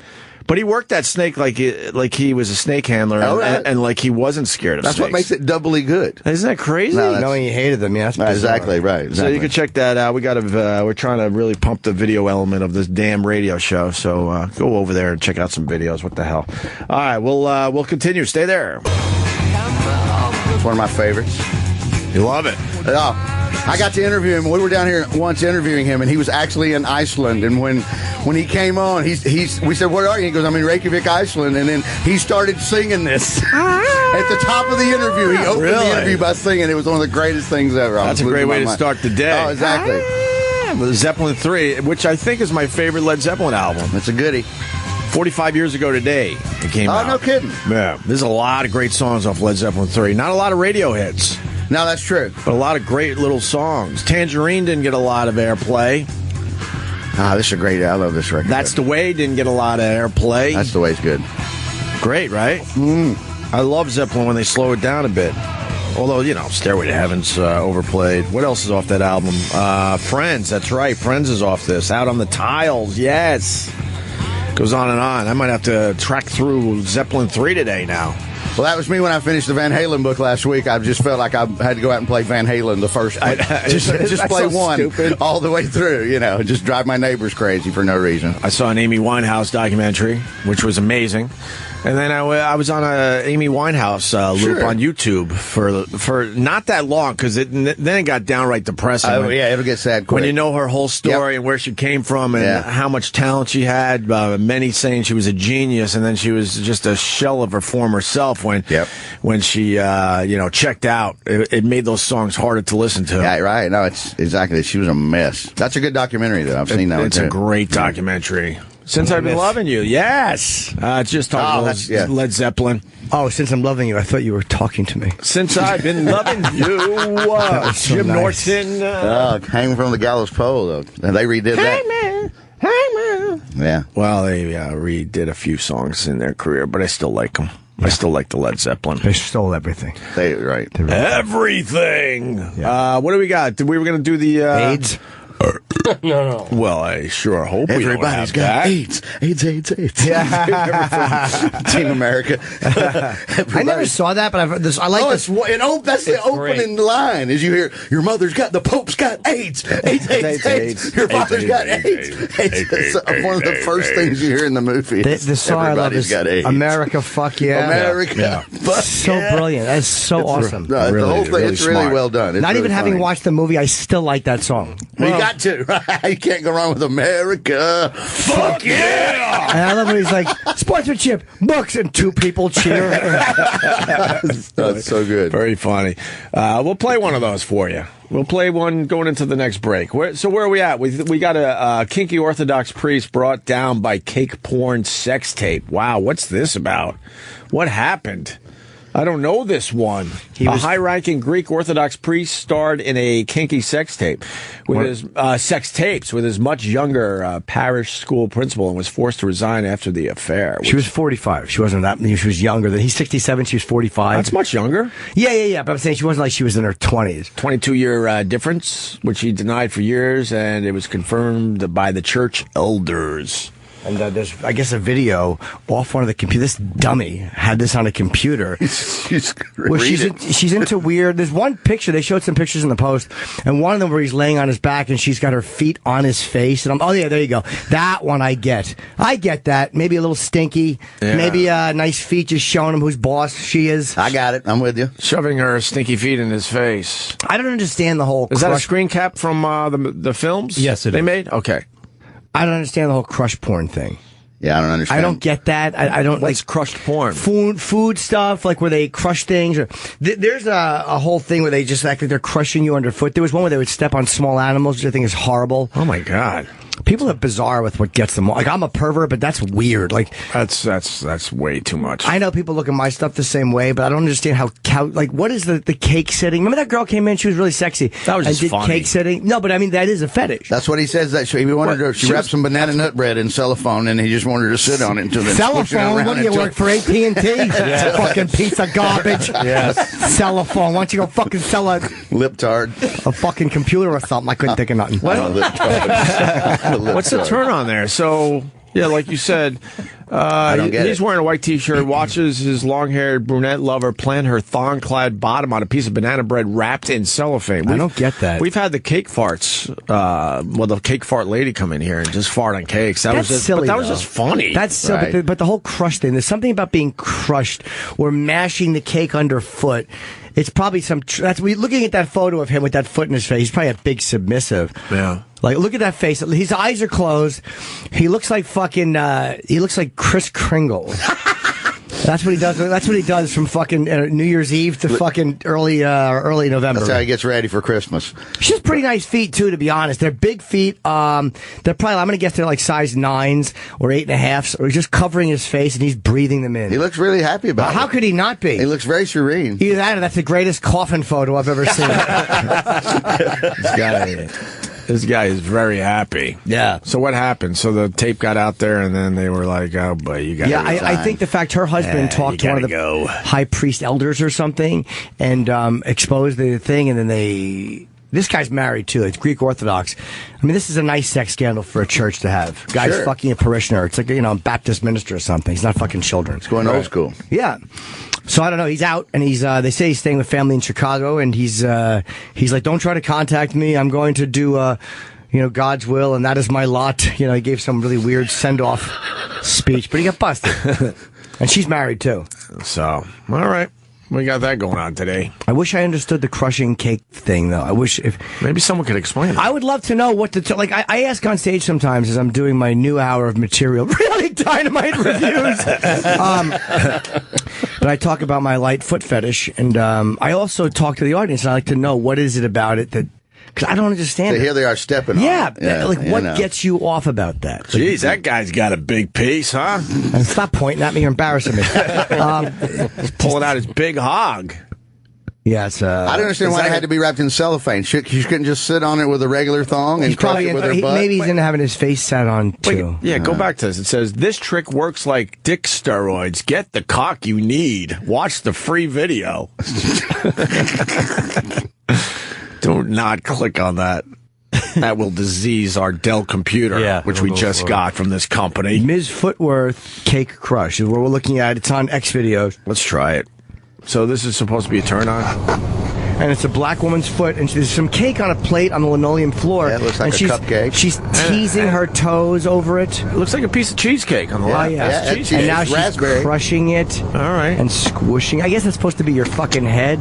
I don't know. There it is. I just don't get it. And now the toes. First of all, her feet are ugly. She has ugly feet. Yeah, those are not good-looking feet. No. But she's stepping all over that cake. Kenny's prick is out. I don't fucking understand that. They either tracked it all over the rug. I don't know. Get your cake feet off my rug. Maybe they do that and then they eat the cake off the feet. Maybe it's got something to do with that. Cake toes off my fucking. I don't understand that. I don't get it, man. I don't understand that one. No. When Jimmy says he doesn't get it, that's, Right. Why are they closing the... Oh, we have to close. Oh, that's why Kenny ran in here. We're not allowed to show any type of porn videos. Well, Kenny could have just closed the... Oh, so that man's hog popping up for 9 seconds. It's probably the man's... That was probably just disturbing some people. Well, Kenny could have just closed it from outside. He doesn't... Was it the man's hog? I just closed it just to protect us from people walking by and seeing the man's hog. Man had a hog. Man had a hog in his pants. And his underpants. The times have changed. Times have changed. You work at a radio satellite, whatever the hell. You can't handle some guy pulling out his big dick. You're right. As you walk by with what, a file? Ron White told me John Daly, he's friends a little bit with John Daly, the crazy-ass golfer. And John Daly will get drunk and send him videos of his dick just like that. He sends them to Ron's phone all the time. I would imagine John Daly has a piece. It's a whopper. Packing. It is a whopper, and he loves to show it off. He loves to show it off. It's absolutely hilarious. You gotta show it off if you got it that big. Then we got a priest that had to step down because he admitted he was gay at the Vatican. Huh? Yeah, some Polish priest said he was gay and he wanted certain things changed. Yeah, they try to make a little bit of a stand, and they're like, well, good for you. Goodbye. Yeah, right. Exactly. See ya. We're the new pope, but we're not that new pope. Yes, and you have to stop sitting on that. That's the thing that we say body of Christ, and we throw sprinkle water on people with. Let's get that out of your ass. That was why I kept sitting on all the candle holders. Get that out of your ass. Yeah, it's really just, I think after the Pope's visit to America, this guy was feeling like, hey, I think it's my time to tell him. Who am I to judge? I'm going to tell him. Yeah. I think this is going to work out in my favor. Yeah. No, he got all drunk with the happiness. And good for this guy, though. They got rid of him immediately. Well, of course they did. Why wouldn't they? Immediately. Polish priest who served with the Vatican's doctrinal arm will no longer be able to carry out his duties after announcing he is gay on the eve of a major church meeting, a Vatican spokesman said.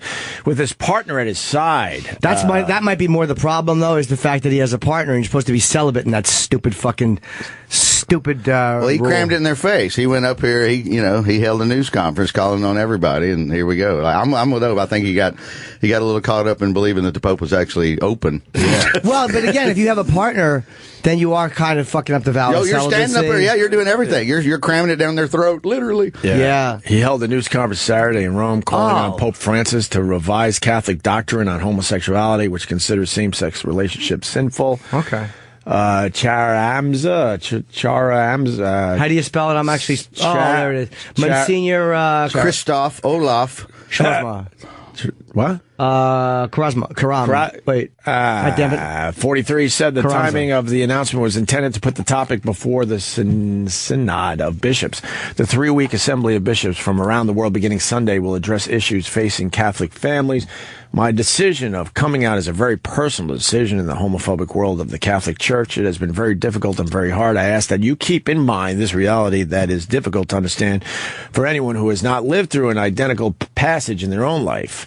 The timing is not intended to pressurize anyone, but maybe a good pressure. In fact, a good pressure. Whoa.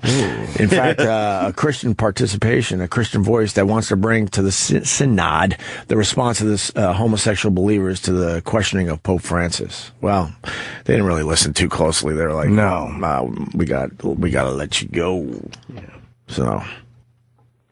No surprise. No, really. not at all. Maybe because he did it through a news conference, and he probably knew that he was going to get booted. You can't be. He probably wanted out and didn't want to leave. Yeah. And the guy's like, "You don't think you can leave?" He's like, "I don't know. What do you think you can do to get yourself excommunicated or booted out?" I have an idea. I'll call a news conference and I'll say, "Not only am I gay, but I've been fucking this guy for 6 years." And they'll probably go, "Out you go. Here's your bags." I'm going to bring my luggage to the news conference. He probably got tired of it. Yeah. And then we move on to Biden. Same topic. Biden jokes about homophobic presidential candidates. Biden's entering this race, right? I believe he is. He's going to let them beat each other up, and then he's going to come in. And then he's going to just kind of slide in. There's still those shrill voices in the national political arena trying to undo what has finally been done. But they're not going to succeed. Don't worry about it. No, really. I mean this sincerely. The American people have moved so far beyond them and their appeals to prejudice and fear and homophobia. And because of how far you've moved the American people, the remainder of the work, and much work has to be done, I promise you, will come much more quickly and more surely. It will increase in its rapidity the change that we need. I strongly support the Equality Act, and it will pass. It will pass. It may not pass this Congress. It will pass because it's simple and it's straightforward. The American people are already with you. Look at the numbers. There's homophobes still left. Most of them are running for president, I think. Yeah, there's a few in there. Good for Biden. No, I love a good He's pot so shot. much more likable than Hillary, and I trust him so much more, and I have faith in his judgment so much more. He's a basic. He seems like he's a politician, but he's a politician, but he sounds presidential there. Yeah, that'll get people to talking. Biden, but I mean, he sounds more presidential than most of them. He's going to enter the race. I have no doubt. But I'm not sure how liked he is. I don't know. I mean, how liked he is by the party. Is your hair in a bun today? No. No, my hair in a bun. It was a little flip thing. You saw it, right? It was all pushed up in front because your headphones. It was all tousled. I wasn't sure if it was in a bun. No, it's not in a bun. He was all tousled. He was all tousled. He was all down in his face. He's concerned. He's Kurt Cobain. I mean, a lot of these guys aren't liked. So what do you mean by that? I think Biden's liked by his party. I'm not sure if he is, because how many mistakes did he make? How many embarrassing comments and things, and then they kind of took him out of the spotlight and had him not talk. Take him out of the spotlight. Well, that's what he was known vice for. President. He was always known for the faux pas or the wacky Joe crazy thing he's going to say. Can you find the one where he leans over to Obama and goes, "This is a big fucking deal"? Yeah. That's a great one. I love that one. What was that? Was that? Are you trying to say that you don't think there a certain amount of this is a popularity contest? Right. And are you saying he might not have enough going to win that angle of it? Because a certain amount of it is a popularity contest. This is my favorite. Yeah. President of the United States of America, Barack Obama.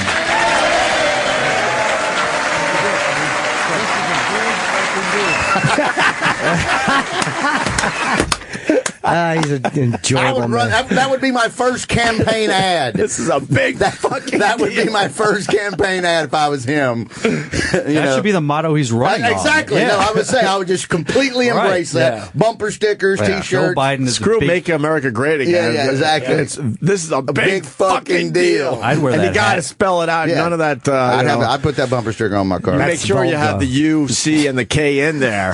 All of it. Yeah, leave it all in there. No asterisk. That was for Obamacare, I believe, right? Yeah, it was. Yeah. This is a big fuck. Can I hear that again? It's really low, but.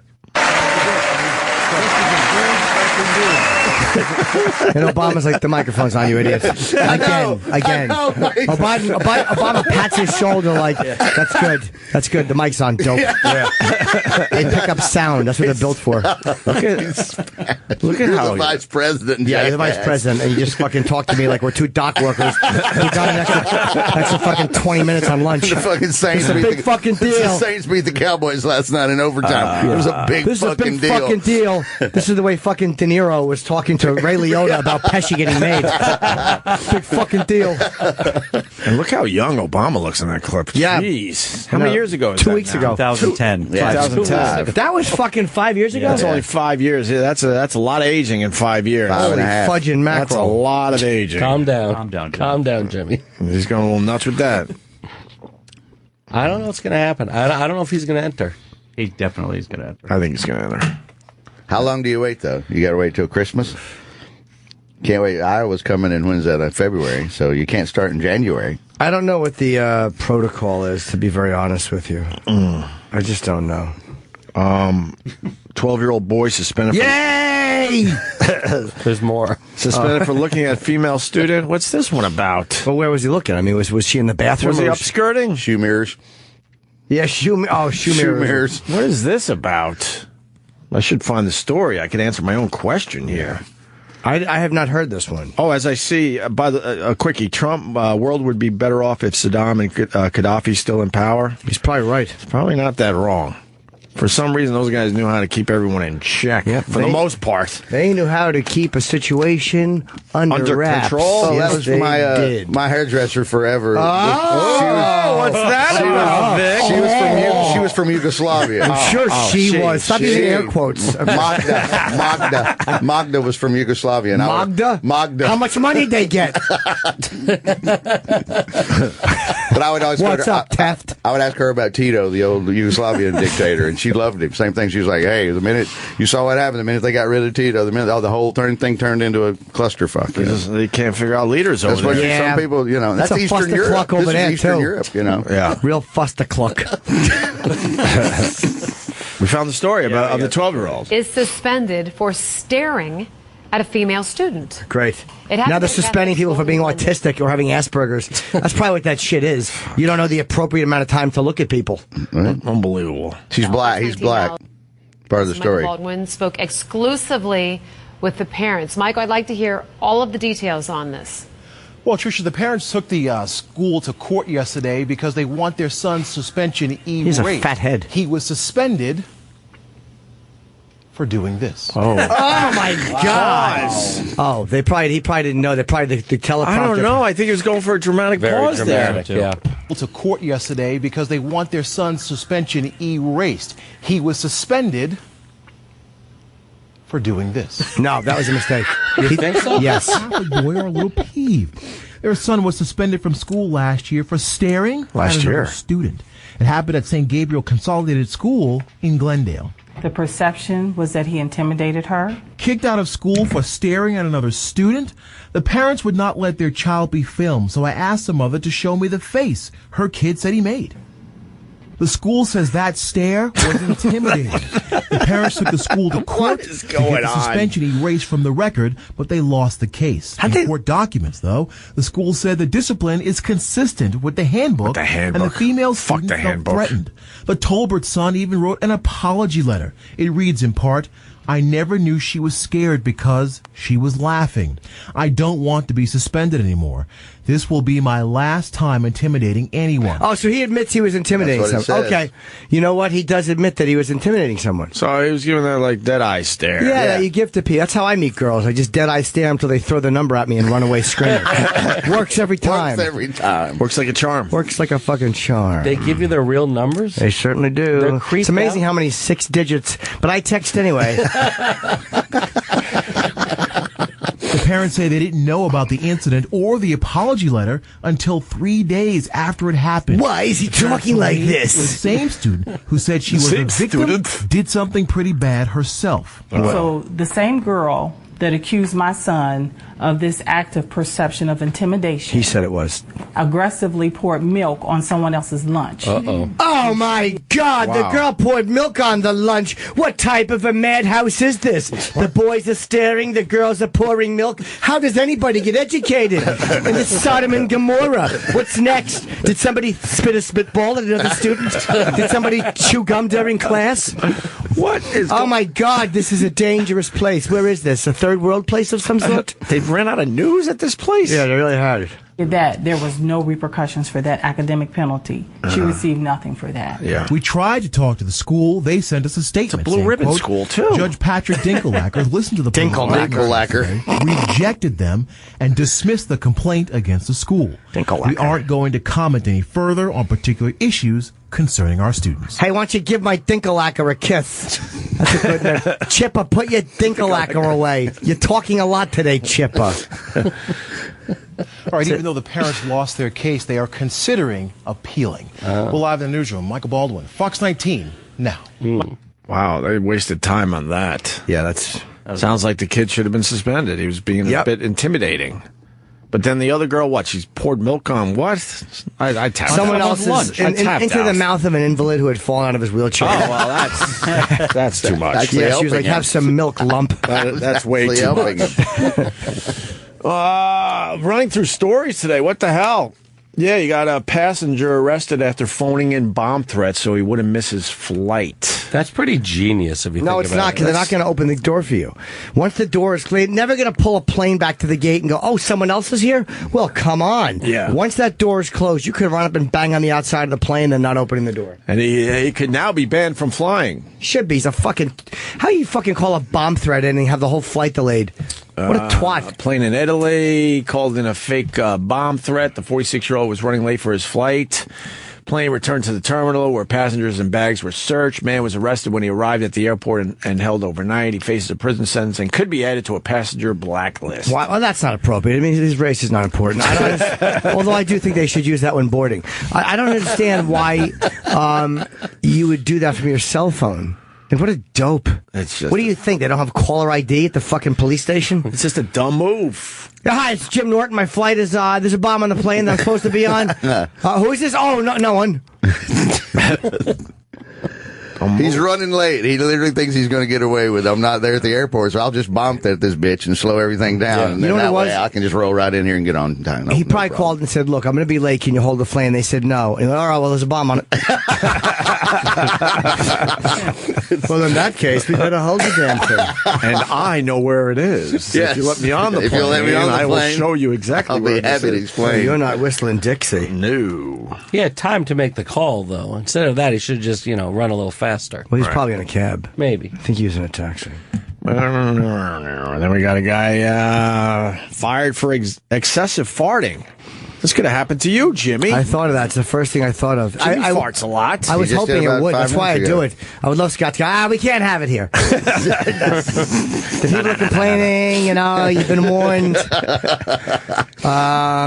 Jimmy enjoys letting out some gas on I a do. regular basis. I had to move my seat because I would feel the the his fart, hotness? but like a breeze, a hot, sticky breeze kind of passed right by me. The hot garbage ones? Yeah. That puff out your underwear for a Yeah. split second? Those are the worst Those are the ones. worst. Those. It's like a blow It's a- dryer. I would be a legend in show business if I got fired from a radio job for farting. Farting too much? Yeah, that'd be wonderful. He was a big fat guy. He was like 420 pounds, and he just kept gassing. Well, he had to get some gas out. Customers were complaining. He worked with his wife. At a pork roll place. Pork roll's delicious, though. Yeah, going in. No one wants to fucking enjoy your pork roll coming out. In Trenton, okay, that's like pork roll.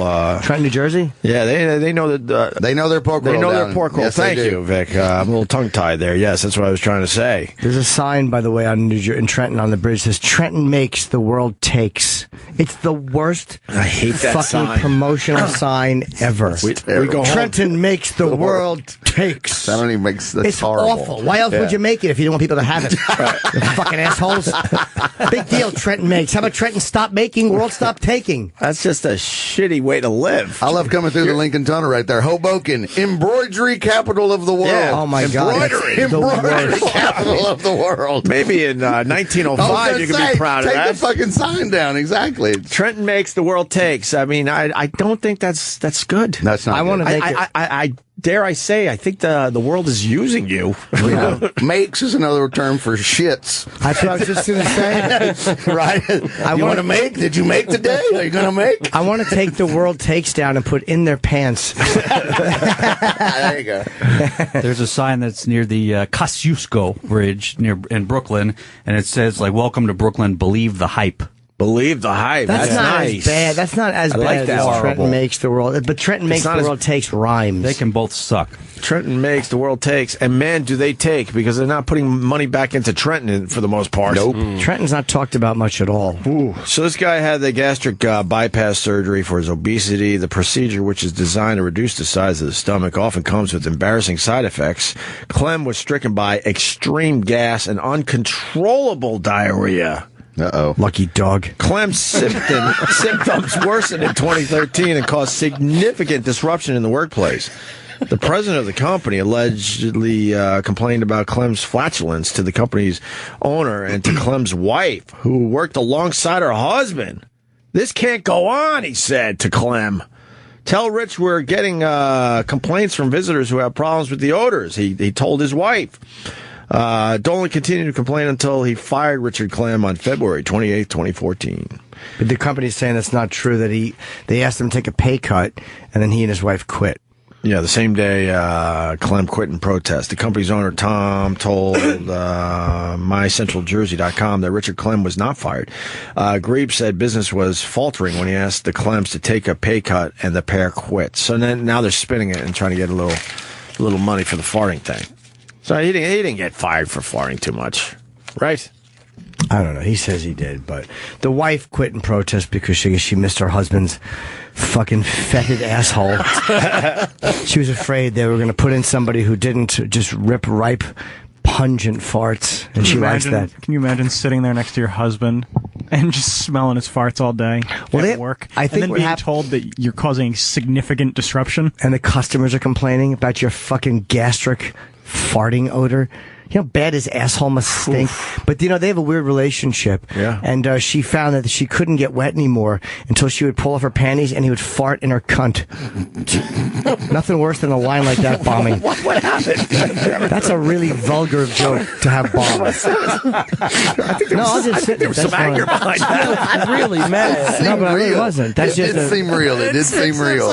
No, but that's a really vulgar joke to have get nothing. Awesome. That hangs in the air heavy. Fart in her cunt.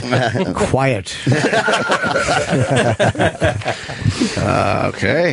Okay. 27 ways to be a modern man. Yeah. I like saying it the way they do in Mr. Roboto. Modern man, don't me arigato. I never knew what they were saying until right now. What? Margarine? I You never knew that one? What do you think? It was a margarine? You think it was a Land O'Lakes commercial? Yes. You bag of shite. Thought it was a Land O'Lakes commercial. You had a waxy-eared bag of shite, Eric. You think that was a jump the shark moment? I love that song, and I know everybody hates it was me. a huge hit, but then they were never able to come back from that. Well, they went with the whole theme tour and everything. They sang the songs in order and did a show. They acted like it was like a rock opera. That was their version of the whole. Thomas Shaw hated it. He was in here talking about some of that stuff. Well, he's from Alabama. He's the only one. Like, what the fuck? Yeah, I'm he a couldn't rock. stand it. He's like, I'm a rock guy, and this guy wants me to put on costumes and shit. I just want to get out there and just shred my guitar. Exactly. Oh, he hated it. But it did become a massive hit. Yes, it did. Wow, it's got almost 6 million views. It's the greatest show. I just want to hear the Modrin. Whoa, wait a minute. Pete Davidson. Pete Davidson. What's up, Pete Davidson? Hi, everybody. Good morning to you, buddy. Good to see you. How are you? Hi, Justin. I was so happy to get your text. Oh, yeah? You fucking I knew that would make you happy. It did. You were right. So fucking You text him, you don't text me? Oh, I didn't know you were still alive. Ever since that comic strip shut down, I was like, well, goodbye to Vic Henley. That was it. How are you, man? Good to see you. I love Vic. We finally got Vic in here. Yeah, Vic used to fucking get stoned with me when I was like 16. He was always a very nice guy. No, I texted Jimmy. I was on the way to work on the hoverboard, and it died. That's funny. And I hit my face into the revolving doors. Really? Yeah, and then I had to carry it. It's heavy, too. All the way. Yeah, it's really heavy. It's too heavy to be carrying around. It was embarrassing. Why aren't you charging that up properly? That's the second time. I don't know, man. I'm getting a little reckless with it. Yeah, it was pretty. I don't ride it anymore to work. No, because I was so embarrassed. Because people just point. Yeah, everyone just starts staring at you. It's not that fun anymore, you guys. Oh, really? Yeah, I think I'm giving up. So what's the shelf life on that thing? A month? I don't. Yeah, I got bored with it after I hit my face on a revolving. Coincided. Yeah, I was like, all of a sudden, I don't like this. But that can happen just walking. I mean, people just walk into glass doors all the time. You just happen to be riding something. It's just worse when you're going 15 miles an hour. Oh, you were moving? Oh, yeah, right. I was really like going into work. Yeah. On my hoverboard.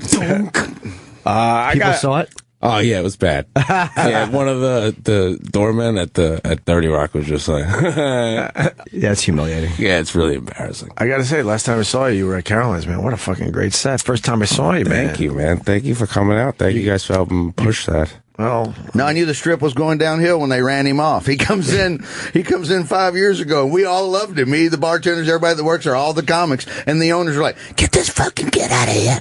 Why? They just didn't like him. Thought he was too young. Yeah, he's too young. They were worried. They were worried about the age thing. I think they were really worried. But you about were going the around age. with your mom back then, right? Yeah, I was going around with my mom. They were like, "We're not having this here at the classic comic strip live." I was like, "All right, you guys." But him and Ricky Velez, who's also really funny, and Ricky's on the Larry Wilmore show now. now, but within a week of each other, like, get these two fucks out of here. And I'm like, the two best guys just walked in here in ages, and you're going to run them off. No wonder. Ricky's funny too, man. Yeah, Ricky's a Both good young guy. guys. Both of them showed up at the same fucking time, practically. And fast forward just a couple of years, really, and he's on SNL. One's on SNL, and the other one's on the nightly show. Yeah, right. good move. And told Amy Schumer she wasn't going to be worth a shit either. Really?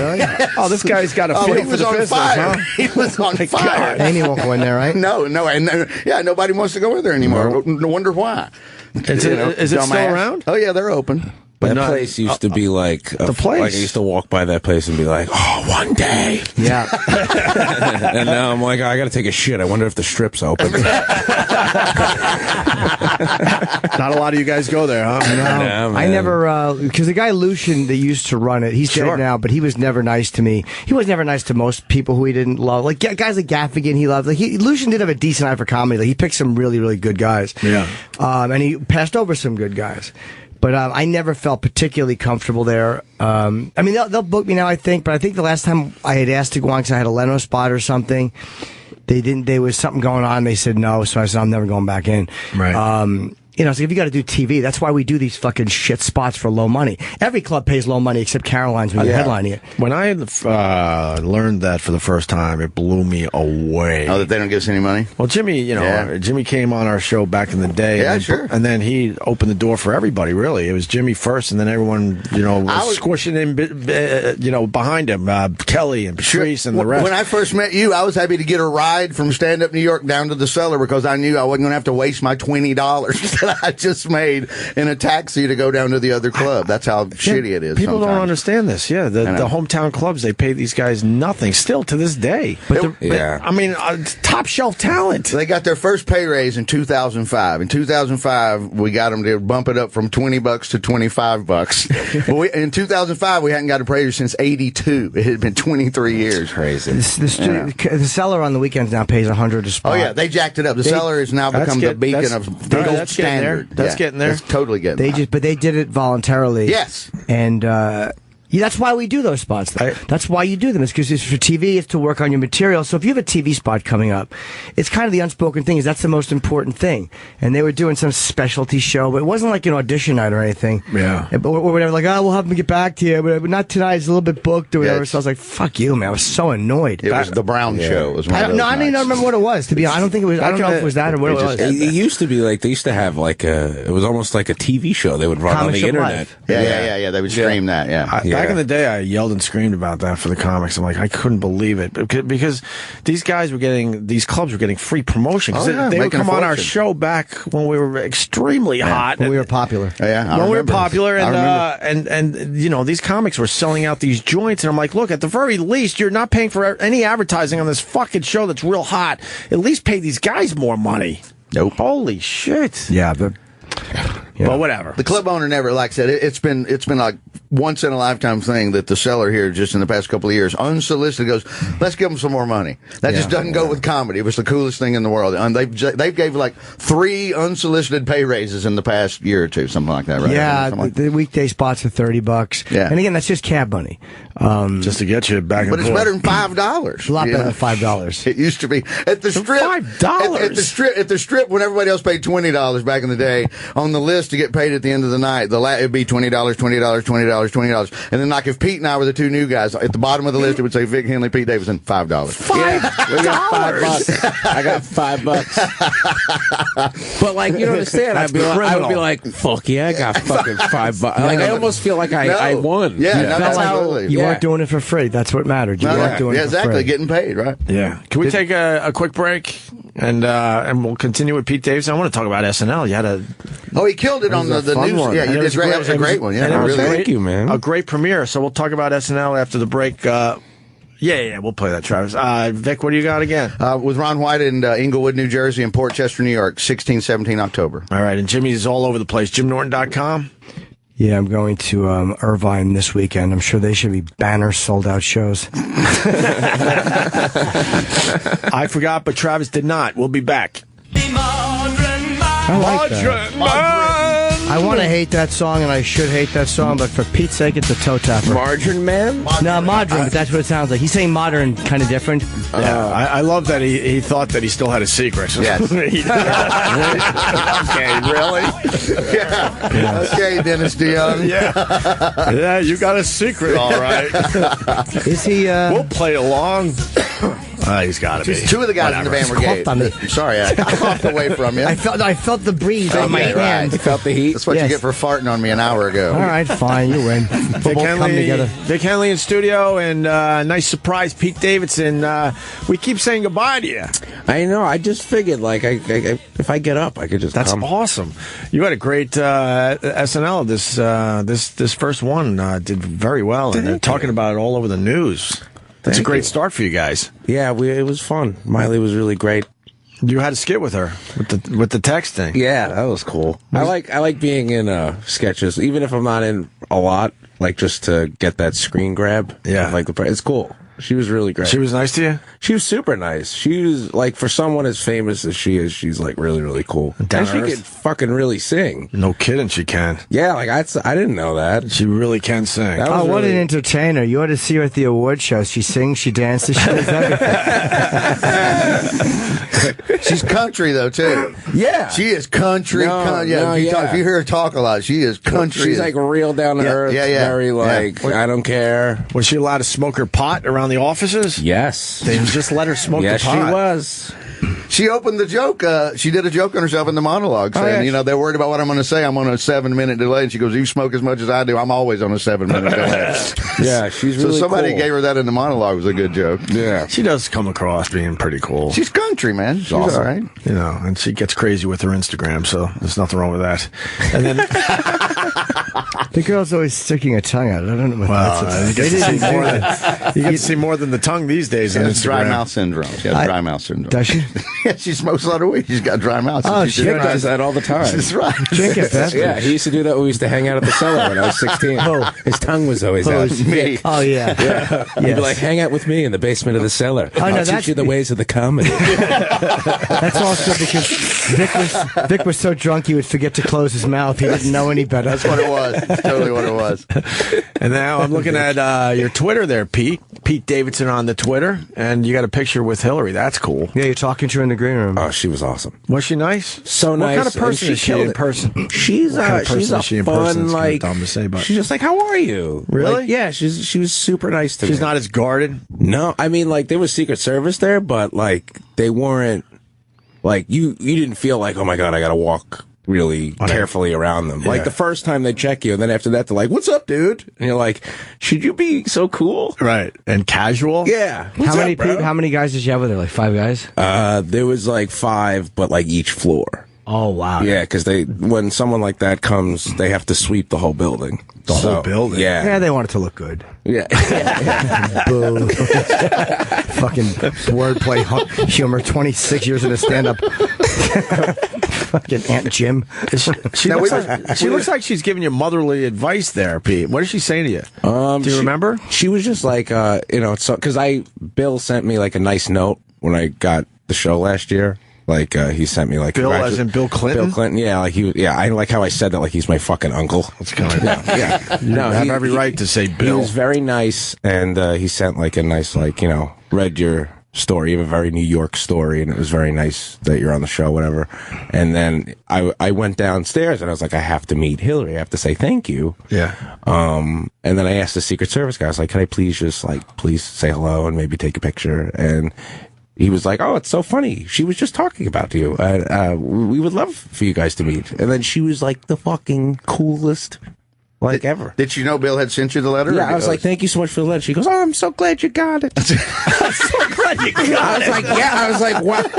Yeah, shit from the president tends to get through every now and then. But you said it was 4 months before you read it. Yeah, I didn't know we got mail, like, at that show. I didn't know. Right. So like the lady was like, hey, your mailbox is overflowed, and it's just like a bunch of postcards, and I was just throwing them out, and the last one was like Bill Clinton, and I was like, was his name on the envelope? Yeah, it was. So why wouldn't someone hand you that? Why would they? Who looks at that and throws it in the mailbox? Yeah.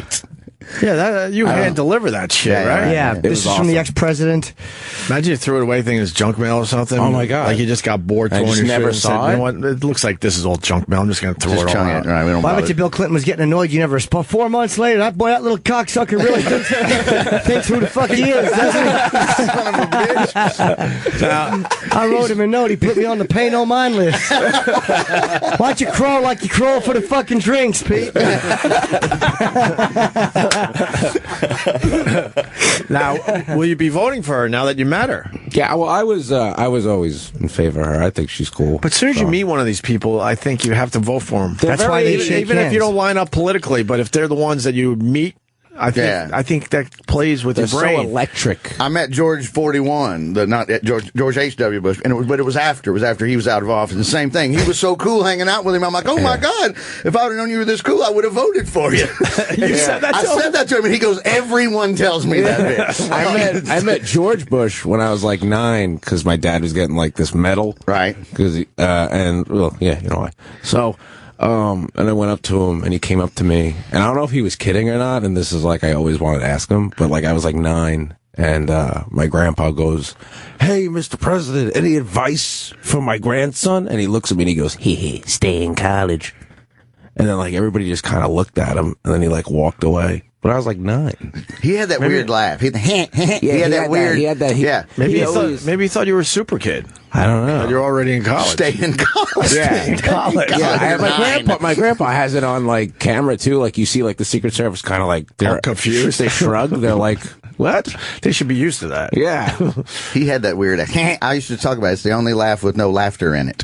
There's no. I think it was almost like it was a nervous tick. It's something. Yeah, it was really.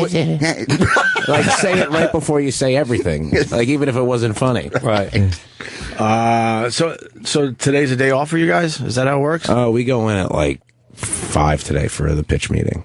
With Amy, right? Yeah, I'm so excited. Do you have stuff to pitch? Oh, I have bundles of jokes do you? for the show. But like, if you've shot on Saturday, when would you have come up with these ideas for the meeting? Sunday, today? Yeah, just stuff like that. You just the pitch meeting is just like a fun little easy meeting. That's not the table read where it's just 50. Table read's the rough one. Yeah. You want to hang around this place if you want to get material for your show. Boy, we got a bunch of characters in here. I was coming up with a sketch. Me and you in the office, right? And I'm saying all this crazy stuff, and your whole thing is, oh, go on. It's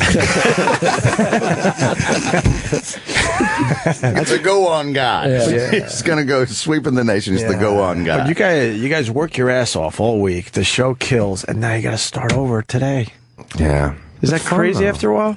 It's nuts, but it's fun. Like everybody's like loopy after a while, so it's kind of fun. Yeah. How many weeks in a row before you guys get your first little break? We got this week and then next week with Tracy Morgan, and then we're off for 2 weeks, and then we do 3 in a row, and then 2 weeks off, and then 3 in a row. That's not too bad. That's the life of Riley, boy. I tell you, I'm on a job site. I don't get 3 weeks off. You know, I got to get up, go to work every day. But you have fun.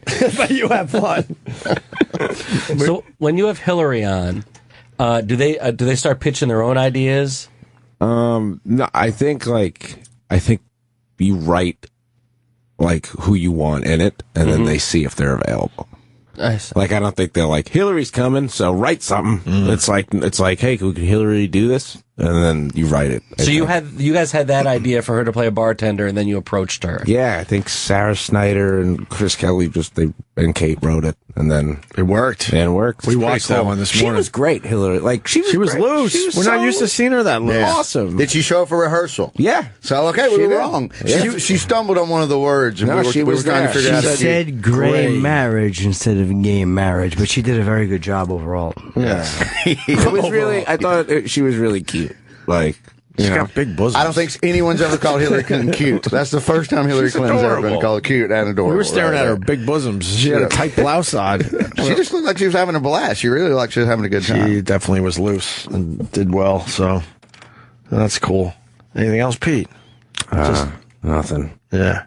Just nice to have the day. What do you do when you're done? You go to the big after party, right? There's an after party, and then I just sleep.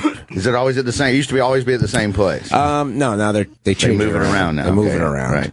But do you feel like you have to go to that? You kind of have to go. I'm not a big party guy. I really don't usually like to go, but you have to go It's a tradition. Yeah. Yeah, it's You weird. don't have to stay. But, No, you know, but how long can do you at go least- for? I usually go for like 45 minutes, get like some appetizers. You know? I would have you know, invite some of the fellas over and At 3 in the morning. Yeah, you know. I went to 1. I was like, these guys are crazy. how it's late weird. They go. It's weird when you see some people like party hard, and you're like, how do you? I don't get it. How are you so? That's for the young, man. Yeah. I've never been to an SNL taping. I want to go one time. Oh, well, I've how never about seen you it. come with me? I would love to one time on a Saturday night go and have a few laughs after my work week. I need it. But I've never done that. I kind of want to. Dude, anytime you guys want to come, I all went of you. once and then to the after party. It was you should do it. It's a lot of fun. Yeah. Spade and Sandler. A lot of fun. Spade and Sandler got me on the one when he did the Stingmeister. But they knew I was a music fiend and I wanted to see Sting, and so they hooked me up and I got. You like the Sting? I like Sting. Do you ever hear Roxanne? It's a good Yeah. song. Good Good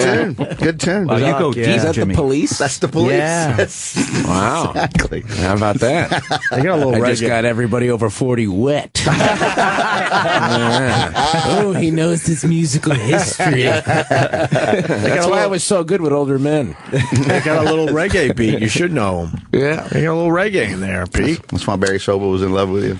Oh, man. Was he? Barry Sobel. yeah. Oh God, Barry Sobel was in love. God. We chased him all over town. We chased him all over town for a couple of months. Yeah, that it was uncomfortable. It was very, very. It was, happened? It was very uncomfortable. All right, whatever. Well, it's too late now. Sorry, Might Pete. as well dig it out. Way to Oh, go, it's okay. Vic. Maybe you didn't want to mention this. It's all right. It doesn't matter. You know Nothing what? to it. I'm going to start by saying allegedly. It's allegedly. He may Barry just like you as a person. That's very possible, too. Yeah, He might have just enjoyed your act. Yeah, right. Nope. 16-year-old act. Me going up there being like, health class is nuts. Fucking watch that bullshit. I can barely watch my bullshit now. Right. Fucking. No, he followed me on Twitter when I was like 16 or 17, and I looked him up, and I saw his Rodney Dangerfield thing. Sure. Yeah. And I was like, wow, this guy must be fucking huge. Because, you don't know. When you first start doing stand-up, like, when you get, like, a paid spot or, like, you do, like, Access TV, you're like, holy shit, we're in this. Like, it's amazing. Exactly. So I thought this guy he was in a movie with Tom Hanks. Oh, this guy's fucking legit. So we started, like, talking and whatever, and it got a little weird where it would be like hour, 2, 3, 4 hour long. He'd have to shake him. He'd have to ditch him. I would have to be like, hey man, like I got school. I'm like, hey dude, like I'm in math. I'm trying to like, get my Regents diploma. Like if you could, not call me during my math test, I'd really appreciate it. Wow. It just got a little uncomfortable. Wait, he was calling you? Yeah, it was like Maybe you wanted to be a mentor. Yeah, at first and that's what a mentor of cock. Yeah. I That's have what no I- idea if that's what Barry was after, Vic Henley. That's what I treated it as. Was like, oh, this guy's gonna give me advice or whatever. And then it started getting uncomfortable. And then like I stopped talking to him. And then like one day, and he didn't live in New York at the time. And then one day, like I tweeted like, so excited, my first spot at the Strip. And then like he was there. And he was like, hey, let's hang out, let's talk. And then I was like, yeah, I'm all right. You just got a weird fucking. Seamus that works there takes care of everything for the club. Seamus comes over to me and goes, go get him right now. He's in trouble. I was like, I need he sent me to save him. And you know what? And like he kept going, and like I tweeted and Facebooked like, hey, if any young comic gets hit up by Barry Sobel, you should probably not talk to him. He's probably trying to fuck you. And then like and then he left me alone after that. Yeah. And I deleted it and all that stuff. And he hasn't contacted me since. But Maybe Suddenly it Barry went just away. needs some friends, or maybe he's a little lonely. That happens sometimes too in the business. it was super uncomfortable. No, it was awful. And I've heard I about can see it from across the room. 5 similar stories from other comics that are like my age. I've never gotten a vibe off Barry Sobel. That really hurts my feelings. Like, he's never been anything. You're too old. He's never been anything but friendly and professional to me. You're too God old. Damn it! You're too old. Even with the new body, Jimmy. Yeah. No, I haven't seen him in a while, but he's always like, hello. He might And I have try to joined the talk to body. him. I'm like, what's going on? All right, I'll talk to you later. He totally ignores me. We here must say we don't know of Barry's motives. Pete got a creepy vibe from him. That is pretty obvious, but I have no fucking I didn't bring it up. idea. I brought it up. Way to I go, brought Vic. it up. I brought it up. I'll shoulder this burden. Thank you very much. I was looking out for my young friend here. Way to go, Vic Henley. Maybe I wanted it. Uncle Vic. Yeah. I like how Vic like smoked weed with me and did dabs when I was 16, but he's like, Barry Sobel's a monster. It's like, you were hanging out with me too, you fucking creep. Yeah. God, what did your mom think? My mom has no idea about any of this shit. I always had women with me, though. So. Oh, yeah, you did. I was like, he may want to touch me, but he also wants to touch women, so it's fine. She would bring you to the clubs, and then what? You would hang out after that? Yeah, she would bring me in. She would wait in the car. Oh, wait in the car. Yeah, and then I would go in. Like, as long as she was around, they usually let me go up and stuff. Man, that fucking poor woman, my mom. Single fucking parent, and she's following you around to comedy clubs. Yeah, she's that's the pretty best. good. Yeah, that's pretty. No, I'm just saying that's a big job. I owe her a lot. My mom let me illegally work in the college bar as a DJ when I was 16 in high school. That's dope. I was in there with a bad ID. The DJ didn't show. I ended up spinning, and the guy hired me, and he just thought I went to college there. And I was 16 years old, getting up, and I go in the club on Wednesday night and wake up and go to high school Thursday morning. My mom fully allowed the whole thing. She was just thrilled I was working. Yeah. It's nice when your mom's like supportive. That's she really loved it. It really like I wouldn't. Yeah, my mom's the best. She believed in you. I wouldn't have. Yeah, his mom totally. Did she ever say, "Well, make sure you got something to fall back on, Pete"? Yeah, every day. The garbage man test is coming around. I'm not saying I want you to be a garbage man, but just as a backup. My dad was the go for guy, and my mom was always make sure you got something to fall back on. Yeah, because these are weird jobs. They're not used to hearing about weird things you could do to make a living. There was always like a test coming up. My mom was like, the fireman test. All those civil service There's always exams. so many tests. Yes. Why would she want you to be a fireman? Because they got benefits. Well, I actually really wanted to be a fireman, and it's even after 9/11. Yeah, absolutely, and it's sick. I like the rush. I think that's why stand-up. I like stand-up because I like something could go wrong, and it's actually like a dream of mine. Like I hope one day I get to do it where I get to go on a run. You can do a volunteer. You got to pass a bunch of shit though. Volunteer firefighter. Firefighter. That's a crazy job. I would love to just go on a run one day. Wow, those guys are nuts. They're nuts. Yeah, running into a burning building voluntarily. Yeah, and they're just eating a hoagie after and being like, that was fucking weird, right? Yeah. Right. Yeah. Well, that steel beam almost just crushed your spine. That was crazy. That was fucking nuts. Hey, what are you doing later? Are you going to watch the game? It's like, what the fuck, dude? What's wrong with you? Yeah, that's love a real firemen. That's a real mentality, and there's a lot of family it gets passed down. The father, they get the son in, or whatever.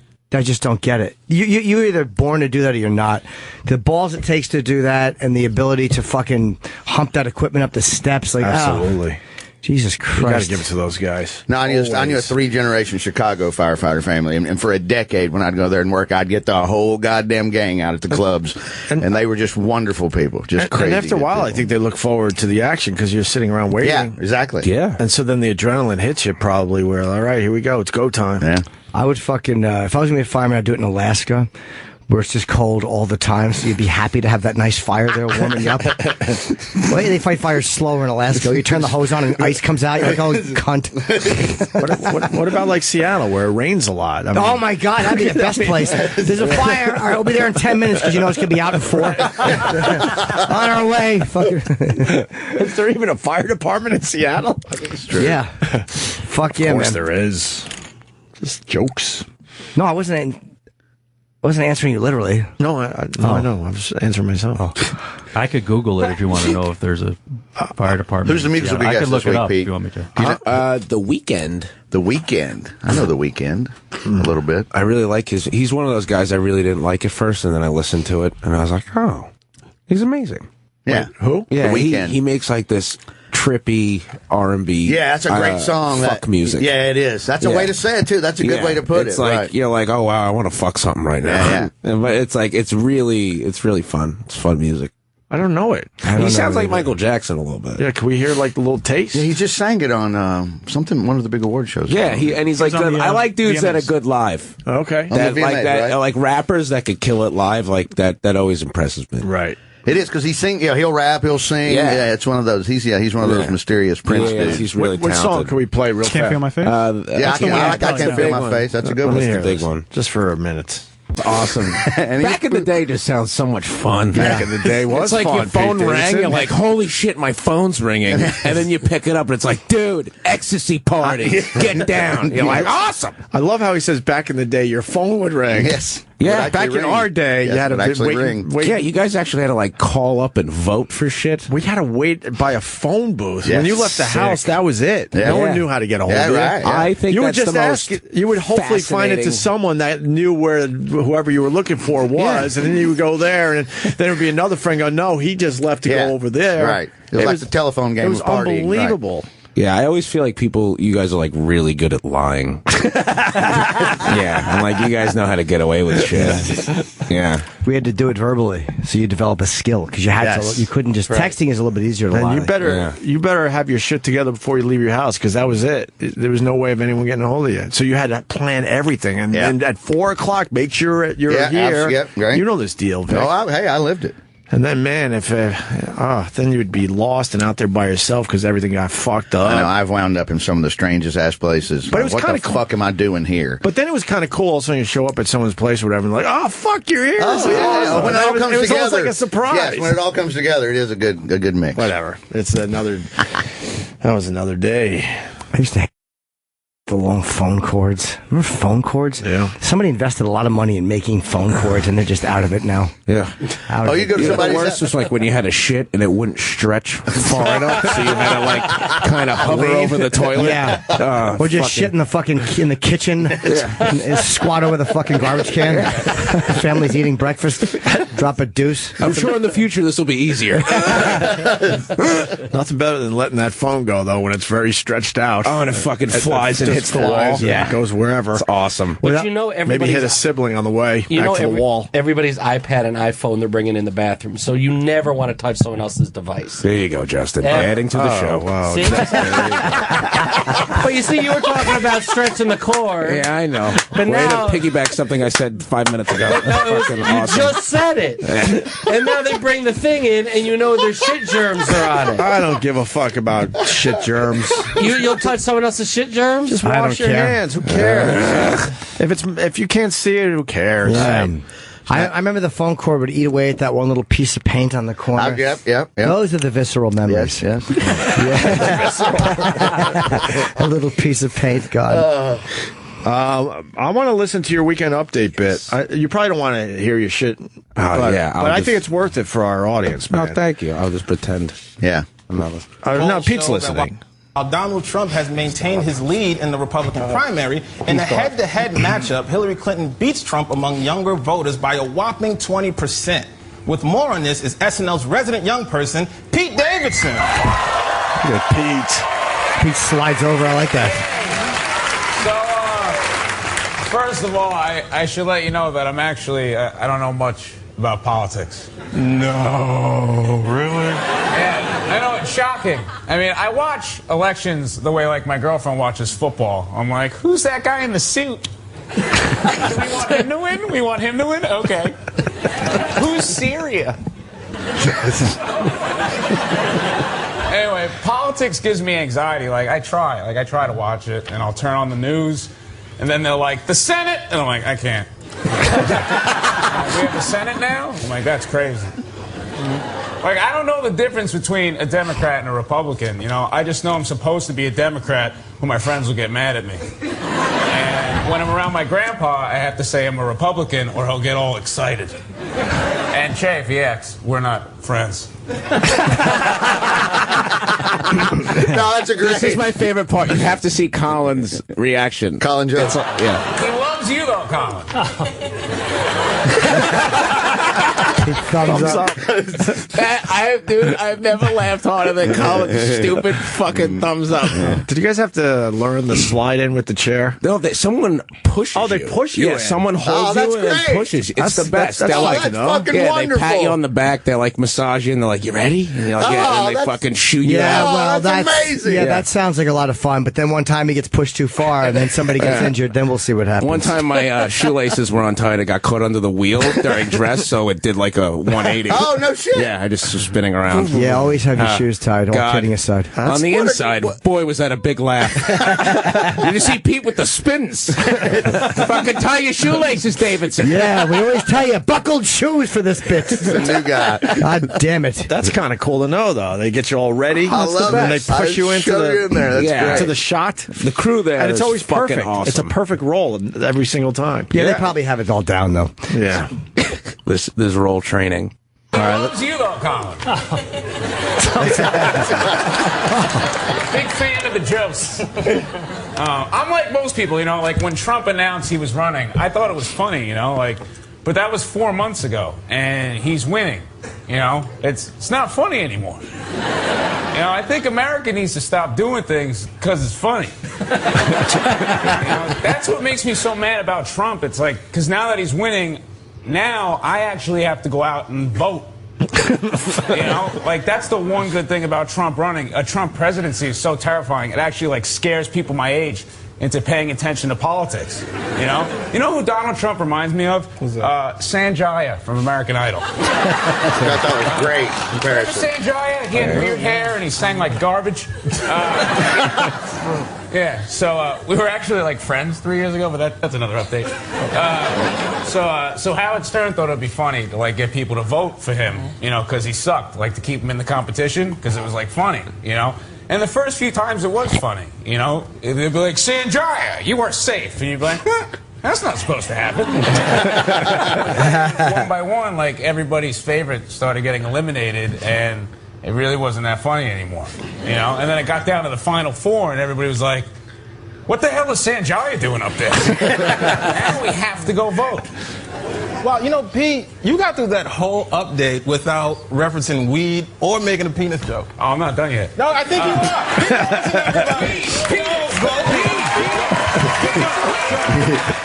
are. Really good. Nice. Very funny. Nice. That was fun. Pretty good. That was a big thing this year. No weed or penis jokes. And the Sanjaya dude was always hanging at Stand Up New York. Dude, he was always in Stand Up New York. That's what he's talking about. He was for like a good 6-month period. If you go in there to do a spot at Stand Up, there's fucking Sanjaya sitting One there. day I got off stage and he comes to me and goes, hello, I'm Sanjaya. I was like, fuck yeah you are, bro. I was like, where the fuck have you been, dude? He's probably somewhere killing karaoke bars. Dude, if I was an ex-American Idol dude, I would just fucking grow a beard and kill the karaoke game forever. Nobody know who the fuck you are. He moved to New York to what? To try to get some heat going for himself? Yeah. Nothing happened, man. Yeah, he had a hell of a year, though. A year and a half, maybe? What year was that? That was like Give me an update 05. on him.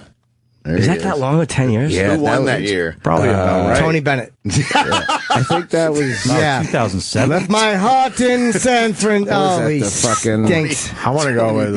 he's the worst. Wasn't that Kelly Clarkson? I was gonna... No, Tony's an older guy. I think it was the... David Cook. Cook. Right, I'm thinking of Justin. Was it David Cook or Before Chris Cook. Allen? Before Cook. Carrie Underwood. Might have been... shit. Oh, my God. Who else Was won that the Daughtry year? Was that the year Daughtry got eliminated? Daughtry.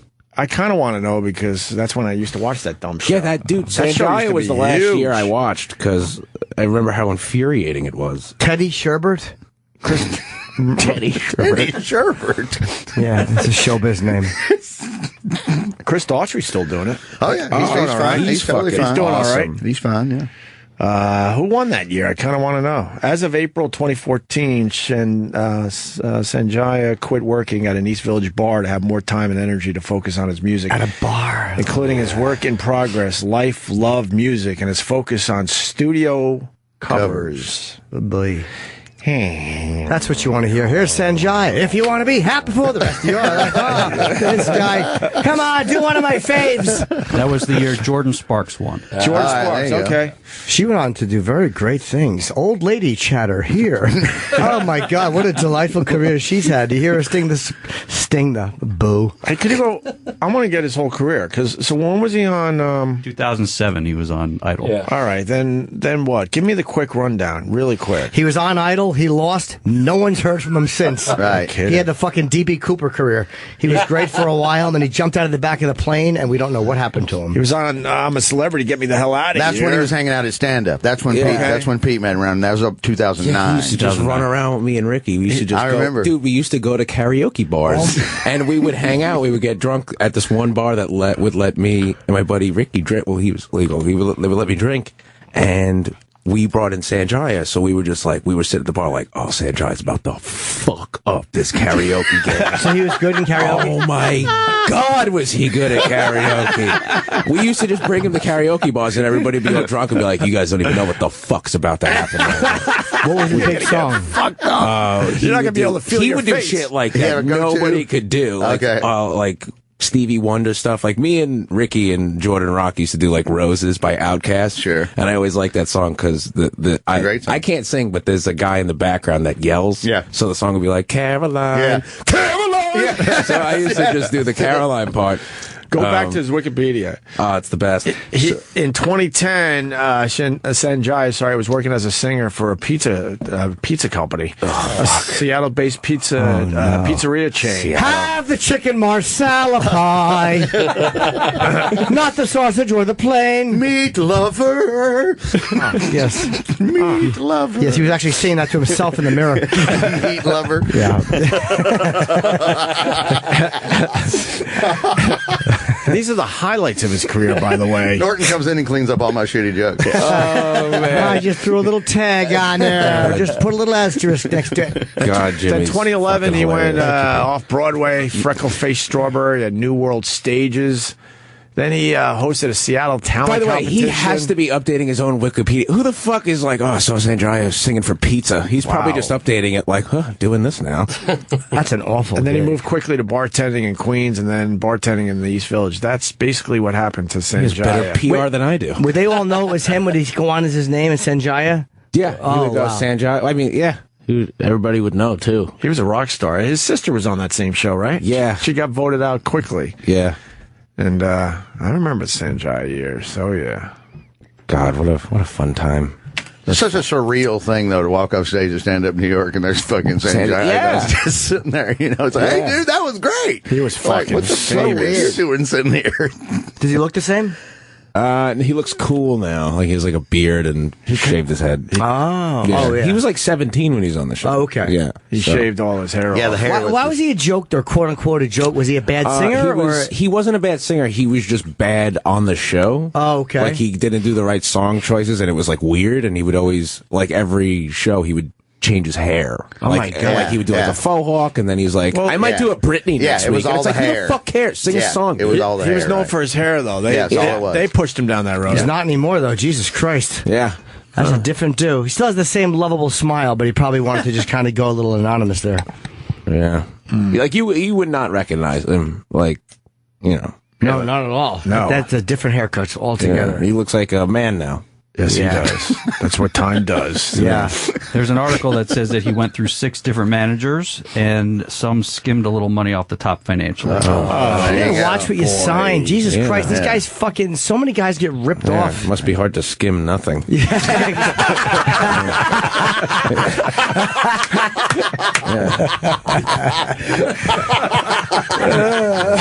That's a very shallow skim. Yeah, it's like, hey, I think my manager's stealing. It's like, no, you're not making any money.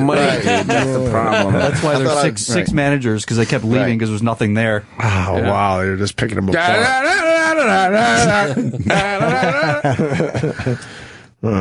That's great. Fucking, you gotta watch. You put the. So people sign shit. They're just so dumb. They don't pay attention. They gotta read it, man. The pay sheet at the comic strip at the bottom in the fine print when they're giving you your money says, if you read the fine print, it says something like, and I sign over the rest of this material for the rest of my life to this club to do anything they want, and I can't get a penny. No, if you read the fine print, it's something like, I tell everybody when you're getting paid, I'm like, don't fucking sign that. Take the money and get out of here. But what's fucked up is, you know, when you first sign something like that, you're like a year or two in usually, and you're like, I just need to get on stage. I need to do this. And then like years later, you'd be like, oh, now there's a fucking clip of me online from when you're like a year in a comedy. They film all you guys in there. That's not right. And then you'll be like, hey, can you remove that? And they'll be like, you fucking signed it. Yeah. And it's like, all right. Oh, that's not right. No, Bud Friedman, when comedy was blowing up in the 80s and everything, Bud Friedman and Mark Leno out in L.A. at the Improvs, they had 10 years of everybody's material at the Improv in L.A. And same thing, their pay sheet said something similar. So they started releasing CDs and cassettes and shit like the best of the evening at the Improv, Jim Norton, Pete Davidson, Vic, and you wouldn't get a fucking penny of it. And all the comics had to sue them to make them stop. And then when they finally sued them, all they could do is make them stop. They still didn't get recoup any of the money. I mean, a shitload of money because we'd signed that goddamn pay sheet and we couldn't do anything about it. Right? Jesus, no, it's terrible. That's not right. It's a wonderful world, comedy. It certainly you is. meet such great people. Mm-hmm. All right. Everybody wants to make a buck. I hear you. I tell you, man, that Comics Unleashed. I never did that shit. I'm trying to. I've sent in 3 tapes. Byron Allen won't call you back. I'm like, come on, guys. I promise to act like I'm just hearing it for the first time and good-naturedly joking around. So I heard you went scuba diving. I'll bet he did. Let's all laugh. That dude has $500 million. He's a genius, Byron Allen. He's a genius. He is a pile of shit human being. Is he really? Yeah, he rides around in a Bentley. He's a snooty motherfucker. He doesn't. He's worth $500 million. He doesn't spread the wealth. He's really shitty, greedy fucking prick. Yeah, because everybody that watches that show shits on it. Yeah, I would drive around in my Bentley and be mean to everybody. So why the fuck did he make so much money off that? If everyone shits on it, he's a very smart guy. I know he owns before I know it became he owns a all channel. that, right? Fucking genius. He bought a channel. He has all the average. I mean, this Smart. guy's comedy TV. He started like when Pete did, though. He was an 18-year-old prodigy. He was on the show Real People back in the 70s. Skip Stevenson and Sarah Purcell. Right. Welcome to Real People. Yeah. Oh, wow. There was That's Incredible and Real People. Right, you know, tomatoes. He's worth $300 million. $300 million. That's his net worth. He's 54 years old. Yeah. What a smart fucking guy, though, man. Oh, he's made it. Yeah, he is. He's a great businessman. Says here he's African American. They really got to the bottom of that. I was always wondering. African American. We're going to take a quick break. Pete, what are you promoting besides SNL with our pal Amy Schumer Amy's this week, and then Tracy's next week. Tracy next week. I'm on Seth Meyers tonight. Nice. Good for you. And Denver Comedy Works 22nd through the 24th. What a great room that is. Great room. I just did that. Sick. Great room. Once I get over the fucking altitude, it's fine. My eyes feel like they're going to fly out of my fucking head every time I go to Denver. How long does it take you guys to get used to that 3 or shit? 4 days. Yeah. On the flight home, I'm good. No, usually by the day I'm leaving, I'm like, I'm used to it now. Yeah. So do you try to go in a day early just to maybe get it going? Yeah, I just sleep and drink a lot of water. That's You all always you can feel do. like garbage there. What do you Now feel weed's like? legal there, and you just... I didn't notice last time I was there, though, like it was any different. Maybe on stage after 50 minutes, I'm like a little more tired, but nothing crazy. I always feel dizzy. It'll get you a little lightheaded, yeah. A little Strange. Yeah, a lot of water, they say. Great riveting stuff. What a great gig, though. That means it's time for That's a all break. right. Denver, lots of water here in the morning. We understand how this works. It's time for a break if we're talking about fucking thin air. JimNorton.com. He's going to be in Irvine this weekend. Yeah, if the shows aren't all sold out, I mean, good luck getting tickets. And we're in Irvine. What place? The Improv. The Improv, okay. The place where there's an echo bouncing off the wall due to lack of attendance. That'll be it. You're going to do fine. Fucking giant club, just me alone in a fucking room. I should shoot a special there called "Where the hell is everyone?" And Vic's going out with it. Ron White in Englewood, New Jersey, and Port Chester, New York. Wait, so can't we get Ron in here again? Or I'll find out if he's coming in early. I don't know. He tells a hell of a story. I don't know what week he's doing right now, but he's just moved into he sold his house in Santa Barbara. He's moved into a place in L.A. and it's driving him crazy. That's all I know. Why? Because as soon as it's all ready to move in, Margot, the wife, came in and wanted to change everything, so he's ready to murder her and her sleep for ripping out ceilings. Just let her change everything. That's what I told him. That's what I finally told him. He's like, I came to that conclusion after several pillow on the face smothering attempts.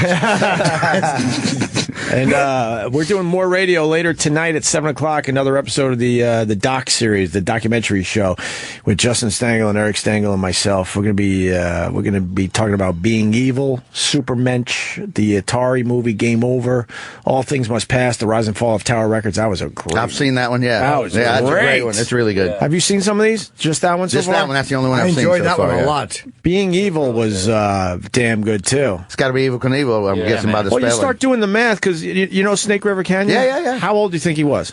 I don't know. Good Lord. Well, 40? just think back. 40. Oh, really? Yeah, when he did it. I thought he was in his 50s. It turned out he was like 36 years old. Okay, right. He looked old as shit, but that happens when you're falling and breaking every bone in your body every other weekend.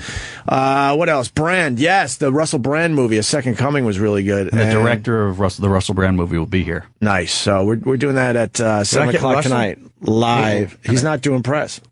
He won't be here. The director will be here. Yeah, he's not doing press for this. So, tonight at 7, we'll be live on this channel doing that. So, I don't know. Take a listen. We'll be back. This is Opie Radio. The show is back. Oh, yeah, we're back with Vic Henley and Pete Davidson.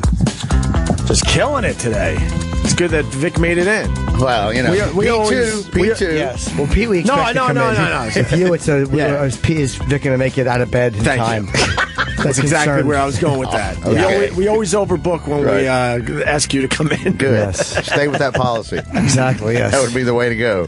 That would be prudent. Anyway. We do enjoy you. Yes, of course we enjoy. Very much. Oh my God. We're big Vic. Big Do you Vic sleep in that hat? Jesus Christ, is that dirty? It's Hillman. I won't wash it. I won't wash it. No, I bush hog in it. If you know what bush hogging is. It's probably the most comfortable because it's formed to your head. I will not. It's 10 years old. I just wear them till they rot and I get another one. It looks greasy. married. So it looks make a little it greasy. It's It's old. filthy. Oh, it stinks. It's horrible. Everybody. Can I smell it? If you want to. Oh God. Throwing his hat to Opie. When was the last time you washed it? When I got it, it's never been washed. So Really? yeah, my second ex-wife gave me that. Oh, my No, it's a stinky, sweaty hat. Wow. Yeah. Anyone? No. Take a hit. It's a sweaty hat. I'd rather eat potato salad out of your underpants. Voss's ear was the last this is thing I easy fucking compared to that. smelled. Take a Yeah. hit. I will not You don't swallow have to go all the way in, even. Just like that is. It's like my sweaty head. Wow, that's I've been brutal. drinking Wow. coffee all morning. That is greasy. That is rough. I imagine that's not a coffee smell. It's just a greasy forehead. Yeah. You know what's bad about that hat? It feels heavy. What's under it? It's heavy. It smells like it's Coke old, sweat. it's stinky, it's nasty. That's what I mean. Right. There's some, I like it. There's some dirt in Right, there. there's some and garbage grease. in there. Well, Absolutely, right. If you were Syphilis. covering There's some something that syphilis. stupid your whole life, you'd be kind of sweaty too. No offense, Vic. No, it's fine. You're okay. You're okay. Oh, yeah. What time you do back in Boys Town? Hey, you're okay. Your hat is sweaty. It smells like a dirty pussy. Wait a minute. Oh, hey. I see, Eric Stangel, that we got a Mike Francesa clip Yes. up on the board. Really? Yeah. I love Mike Francesa clips. Are you? He's I wonderful, love- yes. He yes. takes the callers seriously. That's why it's Yes. so great. He'll be like, I think you're an idiot, actually. But someone will call up and just be like, hello, Mike.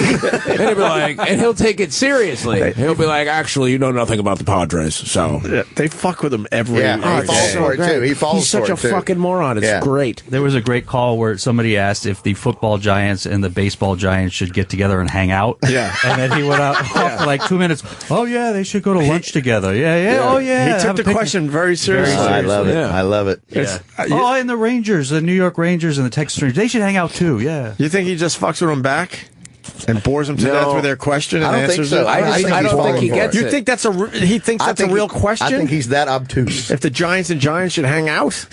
I think he does. God. He's not that good of an actor. It looks like he's falling for it every time. My favorite, and we don't have to play it here, certainly, but go look it up yourself. Him talking about snowblowers. He loves his Oh, he snowblower. loves his Okay, all right. He went on for 5 minutes. That's all the things you could do with a snowblower. you know. Yeah. Oh, he loves it. He can't wait for it to snow so he can break out a snowblower. Really does enjoy a good snow really blowing. enjoys it. Yeah. He probably feels like he's getting something done. He can see the results right there. Right. The work is done. Could you give me maybe a taste now? I hate. What's he saying? I have to hear the snowblower. Just a little bit. Not good. It's I do not like Francesa. I do not listen to Francesa. No, I think he's an arrogant piece of shit. That's why he can only work here. But I think his show is hilarious because Yeah. he's an idiot. He I'm can hoping only- his headphones fucking are tampered with by the Mossad and they blow up while he's wearing them. Wow. Give me. I'm gifted. That's the one. I'm okay. gifted with the snowblower. Just Go ahead, Mike and Mauritius. What's up? Hey, Mike, I know you're always referencing the weather, so I thought you would like this. They're calling for 3 inches of snow on Saturday in our area, so you better In get our area? In our area. If you go to weather.com and you put in a story, it says... Wait a second. November? Wait, October snow? Go to weather.com and put in a story, and it'll come look up how 3 happy he inches of is. snow It's for the only time Saturday. I've seen him happy. Well, we have kid to you look not. at this. No, I'll look. It's going to snow this Saturday. You're going to tell me. This Saturday. Before Halloween. I've never seen it snow before Halloween. Is that possible? Is it going to be 30 degrees on Saturday here? Yeah, he doesn't know that the callers are fucking It's with going to be him. 30 degrees here Saturday? It's got to be 30 to snow. It's Snow not in snowing if it's not October. 30. It's got to be at least 30 to snow. It's teaching us how cold it has Otherwise, to it's be to snow. going to melt before it hits the ground. So, I mean, it's got to be at least 30 degrees. You tell me it's going to be 30 degrees in October? Boy, what's winter going to be like this year? Low of 34, you're right on the fringe there. I mean, that's just borderline. Boy, how about that? Wow, he knows more about snow than sports. Going to start this winter already? Have to get the snowblower out already? At least I got the snowblower, and I know how to use it now. I'm telling you, I became one of the gifted guys at using a snowblower. I'm telling you, I make designs now. I mean, I am there. I am there now. I was afraid of it. I was actually afraid to be in the garage with it for a while. I was actually finally afraid to go doing in the something garage. interesting. I thought it might attack me, but you know, I thought it's it might scary. attack me. It's a big machine. I got one of those big ones, but I'm telling you now, forget it. I have got that thing figured out. I have got it purring like a kitten. Oh, his wife must hate him. I got that guy. You know she in control. I'm waiting for Yeah. him this year. Bring on that snow. It's snowing out. I don't even think that's the one, but whatever. Look it up. But I guess he's talked about the snowblower a few times because that's Love snow. Yeah, that took way too long to get to the part we need and all that. Whatever. So for this one, thanks, Eric. Yeah, they were talking about how Major League Baseball is selling some of the corks that were used in the celebrations as teams clinch playoff spots, and so he just kind of went crazy about all the corks. Oh. And he says "cork" about 100 times. Let's listen to part of this. Tim in Connecticut. What's up, Tim? Yeah, Mike, how you doing? What's happening? So I was chatting with Monzer when I was on hold before, and it got me thinking. You put them on your Mount Rushmore producers. I don't have a Mount Rushmore of producers. I just have producers. I don't try to rank them. I just try to, I have a current one and that's it. I don't sit there and worry about ranking them. Hold on, I got to reload this. Our computer. Why? Let's just play his whole show. It's What are we doing? there it is, right here. You go to shop. Listening to radio on the radio. It comes up, and then you go to shop. Okay. Now you go to shop. So you go to shop and you let shop come up. It didn't come up yet. There it is. Okay. Now, where do I go now? To auctions? He's the worst. How does he get ratings doing this on regular Auctions radio? and search cork. I'm selling these for them. Sports. Okay. Mainly because we would actually sell these. But this is Major League Baseball selling these to people. The corks from the Mets. Now, that says cork. Oh, I got corks from other teams too. Boston? I got St. Louis Cardinal cork. I got Texas Ranger cork. Wow. All right. We got You don't list all of them. Lemon shrimp, cork pepper from shrimp. Tim in Connecticut. What's up, Tim? He's literally talking about it the way like my little cousin talks about his Spider-Man action figures. He's all excited He's about like, the this cork. is the Green Goblin. This is Peter Parker before he's Spider-Man. And you put on the costume, and now he's Spider-Man. Yeah. So it goes on and on. Yeah, there was one where right before the Super Bowl in New Jersey, he spent about 10 minutes going through the gift bag. He's like, I remember we did that one. yeah, what is this? Earmuffs? Yeah. Yeah, oh yeah. How do you open them? He literally went through his whole gift bag. Yeah. Yeah. Slowly, too. I mean, he's been on radio doing that for, like, it has to be boring doing sports after a while, because sometimes there's just nothing. Like, the Giants, they look all right, but they might not be all right. Yeah. What do you think? You think they'll be all right? It's like, who the fuck? You can't really do sports radio, Like 20 hours a week. Yeah, it's like, what the fuck are you going to talk That's about? crazy. Defense look good, why not? You got to get I that don't shut know. up. Yeah. Fuck cares, dude. Exactly. They lost. I'm done. Yeah, all you have to do is read like Adam Schefter on Twitter and be like, oh, now I know everything about the Giants now in that one tweet. Just a quick. I don't need you to be like, I don't know, what do you think? You don't need it broken down for you? Yeah. Sports radio is fucking awful, It's dude. really tedious. It's so Mikey, painful to watch. I think they're in trouble, Mikey. Yeah, you think they're in trouble? Like, it would be cool if they shit on the players a little bit or made it like fun. Yeah. Like Giancarlo Stanton's fucking someone. You see, what do you think's going on over there? Like, that's interesting. But him just going 4 for 4, huh? What a day. Mikey, you think Babe Ruth could handle today's pitching? Right. Yeah. Shit like that. Well, let's break it down. Yeah. Back then, the fastball was 80 miles an hour. Now, Well, I like a real answer. Probably not, because he died of cancer. A common theme also is when they talk about movies that he does not acknowledge science fiction. Like he avoids it because it just can't happen. So he can't let his no mind just no Harry Potter, no Star Wars, yeah, nothing. none of that crap. Why? It just He blows needs his- real movies. Yes. It's based on real Right. topics. He likes scat films.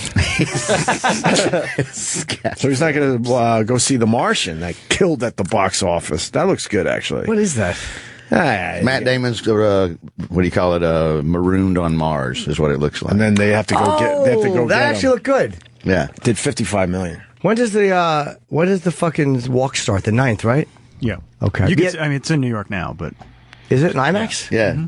I don't know if in IMAX. Tune up with Man on Wire first. Go see Man on Wire. They won We the saw Oscar. it. It's a great one. Won the Oscar, I believe. It's okay. They don't Right. have any footage of him. They have that Okay. one shot Yeah, from that's it, right. street level Yeah, of yeah. him up there.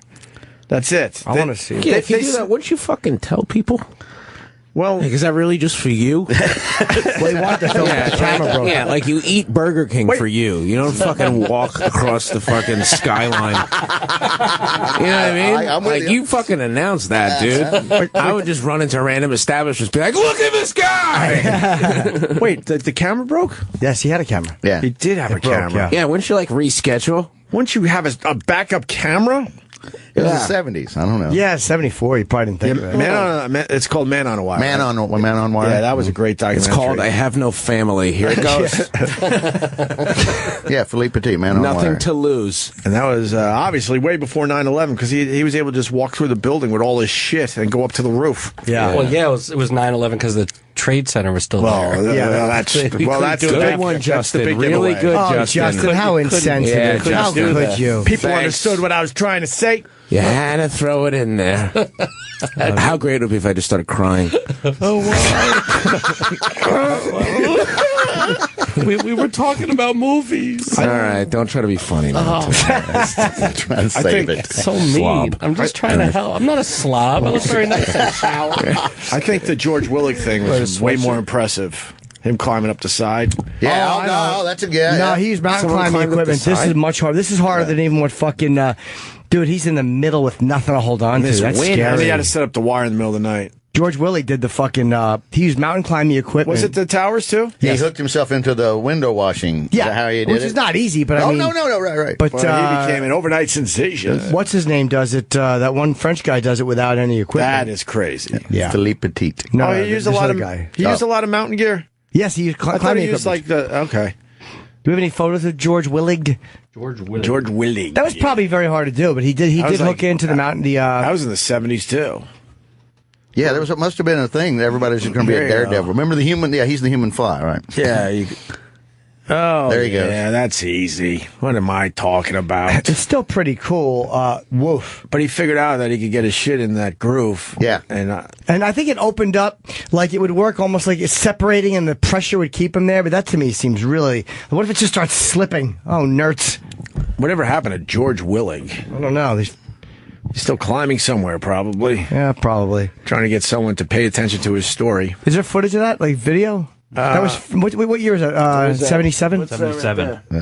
1977 was a strange year for New York. The police came down on the fucking window Summer washer. Sam. Yeah. We had Summer of Sam, George Willig, I think the Blackout. The Blackout, yeah. And Philippe Petit, what year was that? 74. Was that 74? Okay.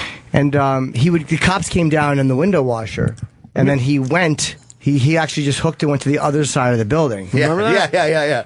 Here, start that over. Just the news report from that day. I hate Willig, the name. How fucking excited do you think they were? I'm Chuck Scarborough. Hi, Chuck. News Center 4 and today's top story. A young man showed up at the World Trade Center this morning and he scared the wits out of city cops, Port Authority officials, scared the wits out of all of us, as a matter of fact, by climbing straight up the side of the 110-story tower. Heather Bernard has more for us. Officials from the Port Authority were grumbling and grouchy, yanked out of bed at the crack of dawn with news that a mountain climber / toy designer from Queens was scaling the South Tower of the World Trade Center with a carton of water, a couple of cinnamon bread and honey sandwiches, and a snazzy new invention, specially designed to hook into the window washers track on the northeast corner of the tower. Emergency services units rushed in with a giant air mattress they said might break a fall from 26 floors up. But by that time, 8 a.m., 28-year-old George Willig was at the 65th floor, and Port Authority officials decided that was just far enough. They sent 2 men in a window washer's bucket down after him. One of the 2 police officers in the bucket, DeWitt Allen, who obviously viewed the situation less grouchily than some, said he rehearsed his first encounter with the climber all the way down. But I said to him, we have to stop meeting this way. My wife is going to get annoyed. This guy! You know! Still funny all these years later. Wow. Yeah. Fucking George. Yeah. Oh, my. That was quite the Justin Stangely joke, wasn't it? Imagine if George laughed so hard he fell off the building. gotta stop meeting like this with my dick in your mouth. They got what looks like an air mattress on the ground. That ain't, So it was very large. That's not even going to help at 23 stories. Not from 65 floors. You'd be fucking doomed. But I think didn't he move over away from him? I believe you're right. Wow, this story is 11 minutes long on the news. That was a big one, because though. that was It's huge. more than one story. Oh, there's more than one yeah, story. let's do the George Willig trilogy. We have the voice of George Willig on. Oh, good. I just installed the clamp devices that I used to climb up. Right. And I started climbing. Did you have a rope drop down to you from the top? No. So no. you were actually... I had a rope with me, though. You were actually hanging then from those two little clamps that Yep. you kept on moving up one at a time? Yeah, nothing will ever be bigger to happen to this building. I swear to God. This will be the biggest story ever. First Philippe Petit and then George Willig. Nothing. Nothing. It's going to top We'll this. top these two things. How scary that is, though. He's on the corner of the building. Just swinging from side to side. Going from side to side. And again, on mountain climbing equipment, to be real honest. It's like Batman, for real. The old Batman, going upside the damn building. That's not that high. I mean, 700 feet is high, but for a mountain climber, I mean, they do a lot, although they don't usually do it on one sheer face. How pissed you think he is that he doesn't have a movie about him? Yeah. Doing this. Like, well, because good old Philippe Petit. Guys do it barehanded now, and yeah, it's just those guys that do the pull-ups and stuff. That's insane. I get people send me those things all the time, and it just fucking. It's really hard to watch, right? Yeah. When they do the one-arm pull-ups, any of it. hanging out 1,000 feet. Yeah. Holy fuck! Yeah, I know. Yeah. I'm more of a inside pull-up guy. Yeah. I see a bar on a door frame, and I'm like, wow, let me have at it. I don't know. You're not an outdoor pull-up guy. No. Not into the heights and exercise. What about like on a jungle gym? What about just a small? I could fuck a jungle gym. Okay, good. Sure. Yeah. But sometimes I like to put my legs on the jungle bars and then hang upside down. That's nice. Like I'm 50 Cent in a music video. I just lay under a jungle gym and pull out my dick and wait for the festivities above. Also a good strategy. I was gonna make a Justin Stangel joke and be like, it's almost funny because your name's Jim. Jungle Jim. Huh? How is that one of my jokes? Because it's awful. You don't even know. You don't know what I do here. Yeah, nothing. Everybody knows what I do That's here. not true. You fucking sit there and eat Dunkin' Donuts and leave. Yeah, look, Dunkin' Everyone Donuts. knows Eric does all the work. Look, I got banana. Oh, wow. I don't eat donuts. Is that so you could point at stuff with it? We know you're not going to eat it. It's a banana. It's a banana and a Dunkin' Donuts banana. That's not fair. At least represent what I'm doing correctly. I like how anytime you eat healthy, you're so disgraced you have to like hide it. Put it in the bag. Put it in. All right, put it in the Dunkin' Donuts bag so I can fool my stomach into thinking that it's a treat. Fucking jerk off. None of that's accurate. I'm really enjoying Mean Pete Davidson. He's only mean to me. I know. Everybody else, he's like, hey! Selectively mean. It's really good. That's why you're enjoying it. No, I really enjoy it. I don't want that shit coming my way. No, it only comes my way. Good. He's very nice to me. Yeah, he Love is, Eric. God, Eric Stangel, class act. Class act, hilarious, and handsome. Okay. I'm very handsome. Hey, I'm adorable. What happened with Miley Cyrus on SNL? She was crying or something. Yeah, she. The second song she performed, she was like crying. Yeah, it was. I think it's a little on TV. I don't know if it translated as well, but like when you were me and Carly were on the floor when she was singing, and it was very powerful. Carly cried. Why was she crying? I think it's a very emotional song about her ex-lover. This is 40 seconds. God. Play this. It's called Norton. Damn. Yeah, she can really fucking sing, man. Wow. That reminds me of Lady Gaga with the crazy piano. yeah. What happened to Lady Gaga? She's just fucking. I mean, she's doing She's that. on American just Horror chilling. Story. That boring. Oh, all right. She's doing the television show. she's Starts in about a week. She's She's starting just doing stuff she likes to do now. She's starting to move out of the she's starting to move out of the Tony Bennett phase. I believe. I hope so. I hate that shit. I hated that too. Shooby dooby doo. I'm just a dame. Fuck both of you. Enough of that fucking shit. Can't stand that phase. Make me another fucking applause. I like that applause. Applause. That's a fucking good one. She did 2 years with Tony Bennett. At least. Enough already. At least. Get back to the pop shit. She was just a gal that I met. Yeah, I was a broad. Oh, fucking yuck. Now we got yuck. Which one you want to hear? Anything Goes, The Lady is a Tramp? Oh, fucking Which Lazy. one you want to hear? Try that Lady is a Tramp. I know that one. It stinks. All right. That fucking song stinks. This was part of her Tony Bennett's I stage. know. Oh, it's a long. They're going to make us sit through this Who the fuck is ad. Tony Bennett? Oh, Jesus Christ. Good. You Lucky just want you. to make it hurt today, don't you? Tony Bennett. Is he one of those guys that's a cabaret guy? Old school. Good luck be a lady tonight. I detest that song. I believe he's... I hate Sinatra. He's I Left My Heart in San Francisco is what he's known Yeah, he for. was That's the Sinatra's first favorite song. singer, and you wouldn't Yeah, know it's that one until of you those. heard him open his mouth once. Does he You sound got just it. like it? You don't know Tony No. Bennett, really? You have no idea who Tony Bennett is, really? No. Oh. He's a good singer. I just don't like his stuff He's at a all. fucking legend. It bugs me. He's a legend. There's a lot of good Yeah, I know. songs that fucking So music is David sucks. Berkowitz, but I don't buy his records. He was in here, too. Because he's off pitch. Little 9/11 conspiracy guy. Oh, that's right. He's got a little of that in him there, Pete Davidson. Oh, boy, did he could go apologize. fuck himself and his mother. That's not. No. Oh, shut up, Justin. I'm just saying. I think not nice. Pete Davidson has every right to say that, Justin. Yeah, really? Are you going to tell me how to feel about my dead dad, Justin? I didn't say anything about Fucking loser. I didn't say anything about your dead dad. No, Justin, please tell me how I should feel about my dad I dying. didn't say anything. Stangel mocks 9/11 death. Yeah. Pete doesn't like the conspiracy guys with the 9/11 there, Justin. No, I totally, I don't care. I mean, like, you're entitled to your own opinion, but I just don't get that one. Pete Carroll's also a conspiracy guy. Yeah, well, he's a legendary coach. He can get away with it. Yeah. So he gets a pass? Yeah, Why is he you know. going to pass? Well, he understands how defenses and offenses work. Strategy. What? Yeah, but big X, you know, the plane's here, and he's putting an X on the chalkboard. Oh, good point, Coach. Good point. Here's Tony Bennett and Lady Gaga. The Lady is a Tramp. This is awful. It's awful. It's all right. It's awful. I like it. It's all right. It's fucking If I was staying at a unlistenable. hotel in the 40s, I'd be like, this song is great. Exactly. Yeah, exactly. I like it. Yeah, I can't wait to take 30 minutes to get up to my floor in this fucking rickety elevator. Come on, Tommy, take me up, you know. Just some black guy who really wants Yeah, to exactly. fucking crack your head open, but he's got to be nice to you. Did you see over the weekend we had one of those elevator accidents in New York City? Somebody just fell through and then... I chose not to fucking read about it. I was on one. It dropped from the first floor almost to the basement, but it stopped. It stopped in time.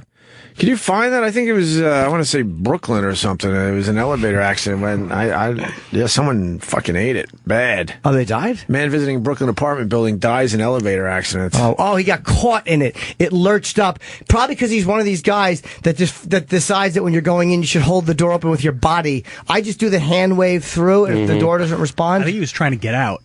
Like, That's what happened. Yeah, it says it's plummeting, and everybody got nervous in the elevator, and only this dude decided to try to jump out. What do you mean it's plummeting? It said the cable snapped, and the elevator's plunging to the basement, carrying the man and 4 friends. They were all afraid, said one of the 4 people, but then Mr. Modan decided to step out. Try stepping out. Yeah, because the door stayed open the whole time it's falling. So he's trying to time his... Yeah, it's it's what it sounds like, yeah. Decided to try stepping out. The floor of the basement, now almost level with the cab, was in sight. In an instant, the small elevator shot back up toward the lobby. Its stainless steel door still ajar, and Mr. Moden only halfway out. His body was crushed between the elevator and the basement ceiling. There you go. Welcome to New York. So wait, he was getting out. It lurched back up. Yeah. As it went up, he tried to jump out and was caught in between. Oh man, poor fuck. His body was squashed. That's terrible. That's New York City, baby. Even the elevators are fun. The buildings will kill you. The buildings will kill you. The You just street will stay kill you. on. It's such a fucking freak accident. Yeah, man, that's terrible. That is a freak accident. 7-year-old building. Wow. And everyone else was fine that stayed in. Yeah. How many floors had they fallen from? Wait, he got out? He was trying to get out as it doors went were back up. open. It lurched down to the basement or whatever, and then it lurched back up. Yeah. And as it was going back up, he tried to time it, I guess, and get out at And the then- fucking... Crushed him. But my question is, how many... It's 156 Hope Street near Union Avenue. Now, I want to know how many floors was it? I think it's just say 7-story building. All right, that's high. Sorry, 7-year-old building. Wait a minute. How high? I mean, I don't know. I've never. When I'm always afraid whenever we're going up too fast. I live at the fucking Willy Wonka fear. The elevator's going to go through. Is that it? That's it. 5 fucking 4 or 5 floors? Imagine there's a lobby in the basement. The pure imagination. Yes. The Wonka Vader. Yes. And then poor Justin gets sucked into the works. Augustin! Justin! Sorry, Justin. Save some room for later! I didn't mean that. Pete gets me going. He looks like Augustus Gloop. But I didn't do anything. I know, you're just here. And it's I don't just even fun. look like Augustus Gloop. I know, but you're his weight. I'm not his weight. I'm not even his weight. Here you are. I'm not Augustus Stop Gloop's acting weight. like it's a shocking thing to call you. It's a shocking thing to call me. I know you're used to fucking that guy from Star Wars that I can't think of right now. That Jabba the Hutt. I would have killed if I fucking could have thought of it. You're lucky. You're It's lucky I'm Comic-Con rusty week today. Too. It's Comic-Con week. Oh, I would yeah? have killed. Whoa. Justin fits right in. To what? I'm sorry, Fucking Justin. Jim's terrible. Now the rest of the day, I'm going to be getting tweets that like even Jim Norton hates Justin. Pete Davidson, from that Jim Norton. You love it. Jim Norton. Oh shit! Let me swim No, walk but I that one. hate how he acts like he doesn't love all the attention. No, I do. He's like, people are talking about No, him. but I've said it that I think it's cool. Like when you make jokes about me, and when Jimmy does, like I was like, wow, that's pretty cool. Well, I don't think you want to tell people that it's pretty cool that Pete Davidson beats the shit out of you. Well, I don't mind that. It's Let everybody the people else. know. Let the people think that it really fucking bothers you. Yeah, way to Well, at fucking first- ruin the bit. and then- Justin. and then- First it was- God, this is why I don't like you. And then they'll enjoy Pete even more. See, right now, Justin Stangel quote. How is that one of my jokes, Pete Davidson? Because it's awful. That's on Twitter right now. People are Do you like, feel accomplished that you said all that now? no, I don't. I'm just saying that it's already started. What started? You They're started tweeting. it, though. You No, just made it way I worse. just hate when you talk. But I wasn't even saying anything. You guys were talking amongst yourselves. I know. We should just be quiet. I was trying to be. I want to look at the man lifting and swinging beer crates with his balls. You got it. Really? Yes, we used to do this back in the day on the radio, Pete, when you were allowed to do shit. Yeah, with a radio show. Yeah, I used to be able to like smell pussy through the radio from this show. And I was like, wow, there's some whores in there. No kidding. Really? Now we just sit around and talk. This is the best, man. This is always so much fun. The fucking guy, it's like penis weightlifting, like we used to do. Oh, I man. think. Yeah. Oof. Brutal. I've seen some of this shit What's a long that? time ago. Penis weightlifting. Oh yeah. It became a thing for a little while there. Yeah. Did you ever see the video of a guy cutting off his dick to some rock music? No. What? Oh, you guys never saw that? It's fucking insane. If you could find I know Justin saw the video. I did not see this video. I know. No, because you look like you're on the internet all the time. He really cuts off his own dick. No, he cuts off his own dick, and it's like to like really hard rock music. Like it's like right. He just cuts his dick off. I hope so. You'd hate to think that was to a soft light FM song. To fucking Enya. Right. Enya. You Yes. can say Ladies and where trans. the road goes. That's great massage music too. I hear that, and my asshole just opens up for a finger. I think it's called the BMX Pain Olympics. I don't know. Is it a real clip or is it a no, fake? it's so real. If you go African children penis brutally cut off. Jeez. No, I know. I don't watch kids. Google. Wait a minute. Google. You watch it up to making dinner. There's a Wu-Tang affiliated rapper Google cuts off. BMX Pain Olympics. BMX. Oh, Pain I've Olympics. seen some of those. Yeah, Yeah. It's fucking. Yeah, it's gnarly. I've seen this. You know what it's called if you cut your own dick off? What? Peotomy. That's what it's actually called. P-E-O-T-O, peotomy. Is if you cut your own dick off. Oh. There you go. Bullshit from my brain right there. Complete bullshit. BME Pain Olympics? True, right? Yeah. It's not going to be on peotomy. BME. Yeah. I don't think it's going to be on YouTube. These are going to just be BME. these are going to be the reaction. It's the reaction videos. They videos. can't really show it on YouTube. Go to fucking another it. one. You gotta go somewhere else. Yeah, get off YouTube, you Oh, you goody know what's gumdrops. good? Let's all talk at the same time. That's good. Oh, Wow. damn. Wow. Damn. Sorry, Eric. I'm so sorry. I hope we're still friends. No, we're still friends. Let him get away. I love that. Yeah. What is No, that? I love He Eric gets away Stangel. with- Let's go to the BestShockers.com. Go there. Best shock. bestshockers.com. All right. All right. Eric gets Go away to with it. Chaotic. K-A-O-I-K-A. Chaotic with a Best K. shockers. Oh God. Now, there's some weird stuff here. Two guys, one enema. No thank. Oh, No, thank you. Is that Florentine over there? Wow, that's fucking beautiful. Dr. Sparky? The guy's cutting off his dick. It's fucking beautiful. Yeah, So great. why would you do that? Actually, this is Bob Levy. Why are you cutting your... I'm Bob Levy, Don Jameson, and Jim Florentine all at the same time. Now I'm telling you, cut it off. It's fucking great. He cut his cock off. Anal boxing. Watch my rock show. You want to see the balls one first? No, Yeah. Sorry, I brought up the whole cock thing. That was my fault. No, I want to see it. We'll find it for next time. PainOlympics.org. All right. Where's the fucking cock getting cut off? Now this is lifting cases of beer. But he has to cover his penis? That's awful. Well, yeah, we don't want it to be crude now, Opie. The fuck? This is a trick. This is a magic trick. He's not really doing this. If he's really doing this, we should be able to see the penis. Yeah. Well, he's got on a special chain belt under there. He lifted it up. Nice. And he's swinging on his cock. I've never wanted somebody You to can't snap. see it though. It's not. Oh my God! I hope it rips off. It's not. This guy must have a good turgid erection. Oh. He's just stretching it out. do without the sound effects. I don't know. I imagine that's a hefty work. Sounds like Justin sleeping. That's not at all what it sounds like. Back to it. That is not what it sounds like. He called you a slumbering ox. That's not what it sounds like. Oh, shit. I think I found something. Yeah, I think I found it. Uh-oh. Here. Oh, shit. Does he have a hatchet? Like a axe? All right, enough. How fucking long is he going to do it? This guy swings something on his penis. He's waiting for anyone to react in the audience. No one gave a shit. Eric, I sent you No one gave a fuck about that. Shit. Alpacas. Let's see. BME Pain Olympics. It's a YouTube video, Justin. That's Eric. Fuck. It's Eric. Oh, I'm sorry, Eric. Where Take can your you time. watch? Eric, I texted you. Now you're at Yahoo Answers. Where can you watch No, this? that's Eric, not- you can Someone take as said long the as you need. YNC.com The YMCA, why would they have it? No, you because You they're guys fucking ever- Village People fans. You ever see Lemon Party? Yeah, let's see it. I Oh, fucking started it. I tried the limes. It wasn't quite as popular. Here he is. No, that's... BME Pain Olympics. Final round. He's tapping. Tying his balls off. Yeah, get a nice. He has an awful dick, too. Yeah, it should be chopped chopping block. I like how God did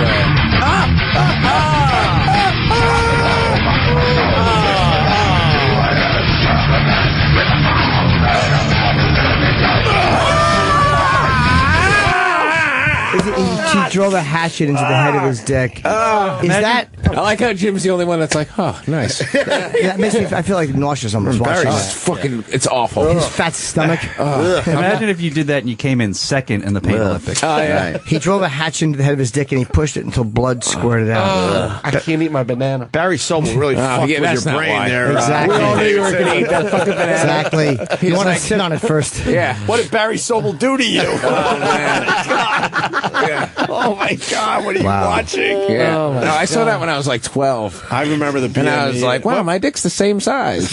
And then it grew. Terrible. What was it called? BME Olympics. I remember those videos. Pain Olympics. Pain Olympics, whatever. Yeah. All right. Ew, what the fuck is that? Justin. I can't start on you, Justin. I apologize. That's gross. What? Cenogenics, it's called. The This is an advertisement. Old dude guy that's ripped. Shredded. That does look a little strange. Yeah. I think at that age, you're supposed to have some kind of a little hurt in your body. That's weird.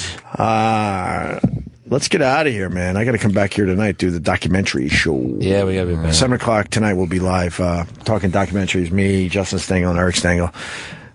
So please take a listen to that as well. Pete, fuck, man. Thanks for coming by. This is for awesome. having me, guys. I'm not saying thanks, I'm not Pete. saying goodbye to you anymore. No, we it's said not. goodbye to you like 5 different times. Like, oh, this is Pete's last time on the show. No, I will be back. They like the show over there. Yeah. SNL? Yeah. Everybody listens. Bobby loves the show.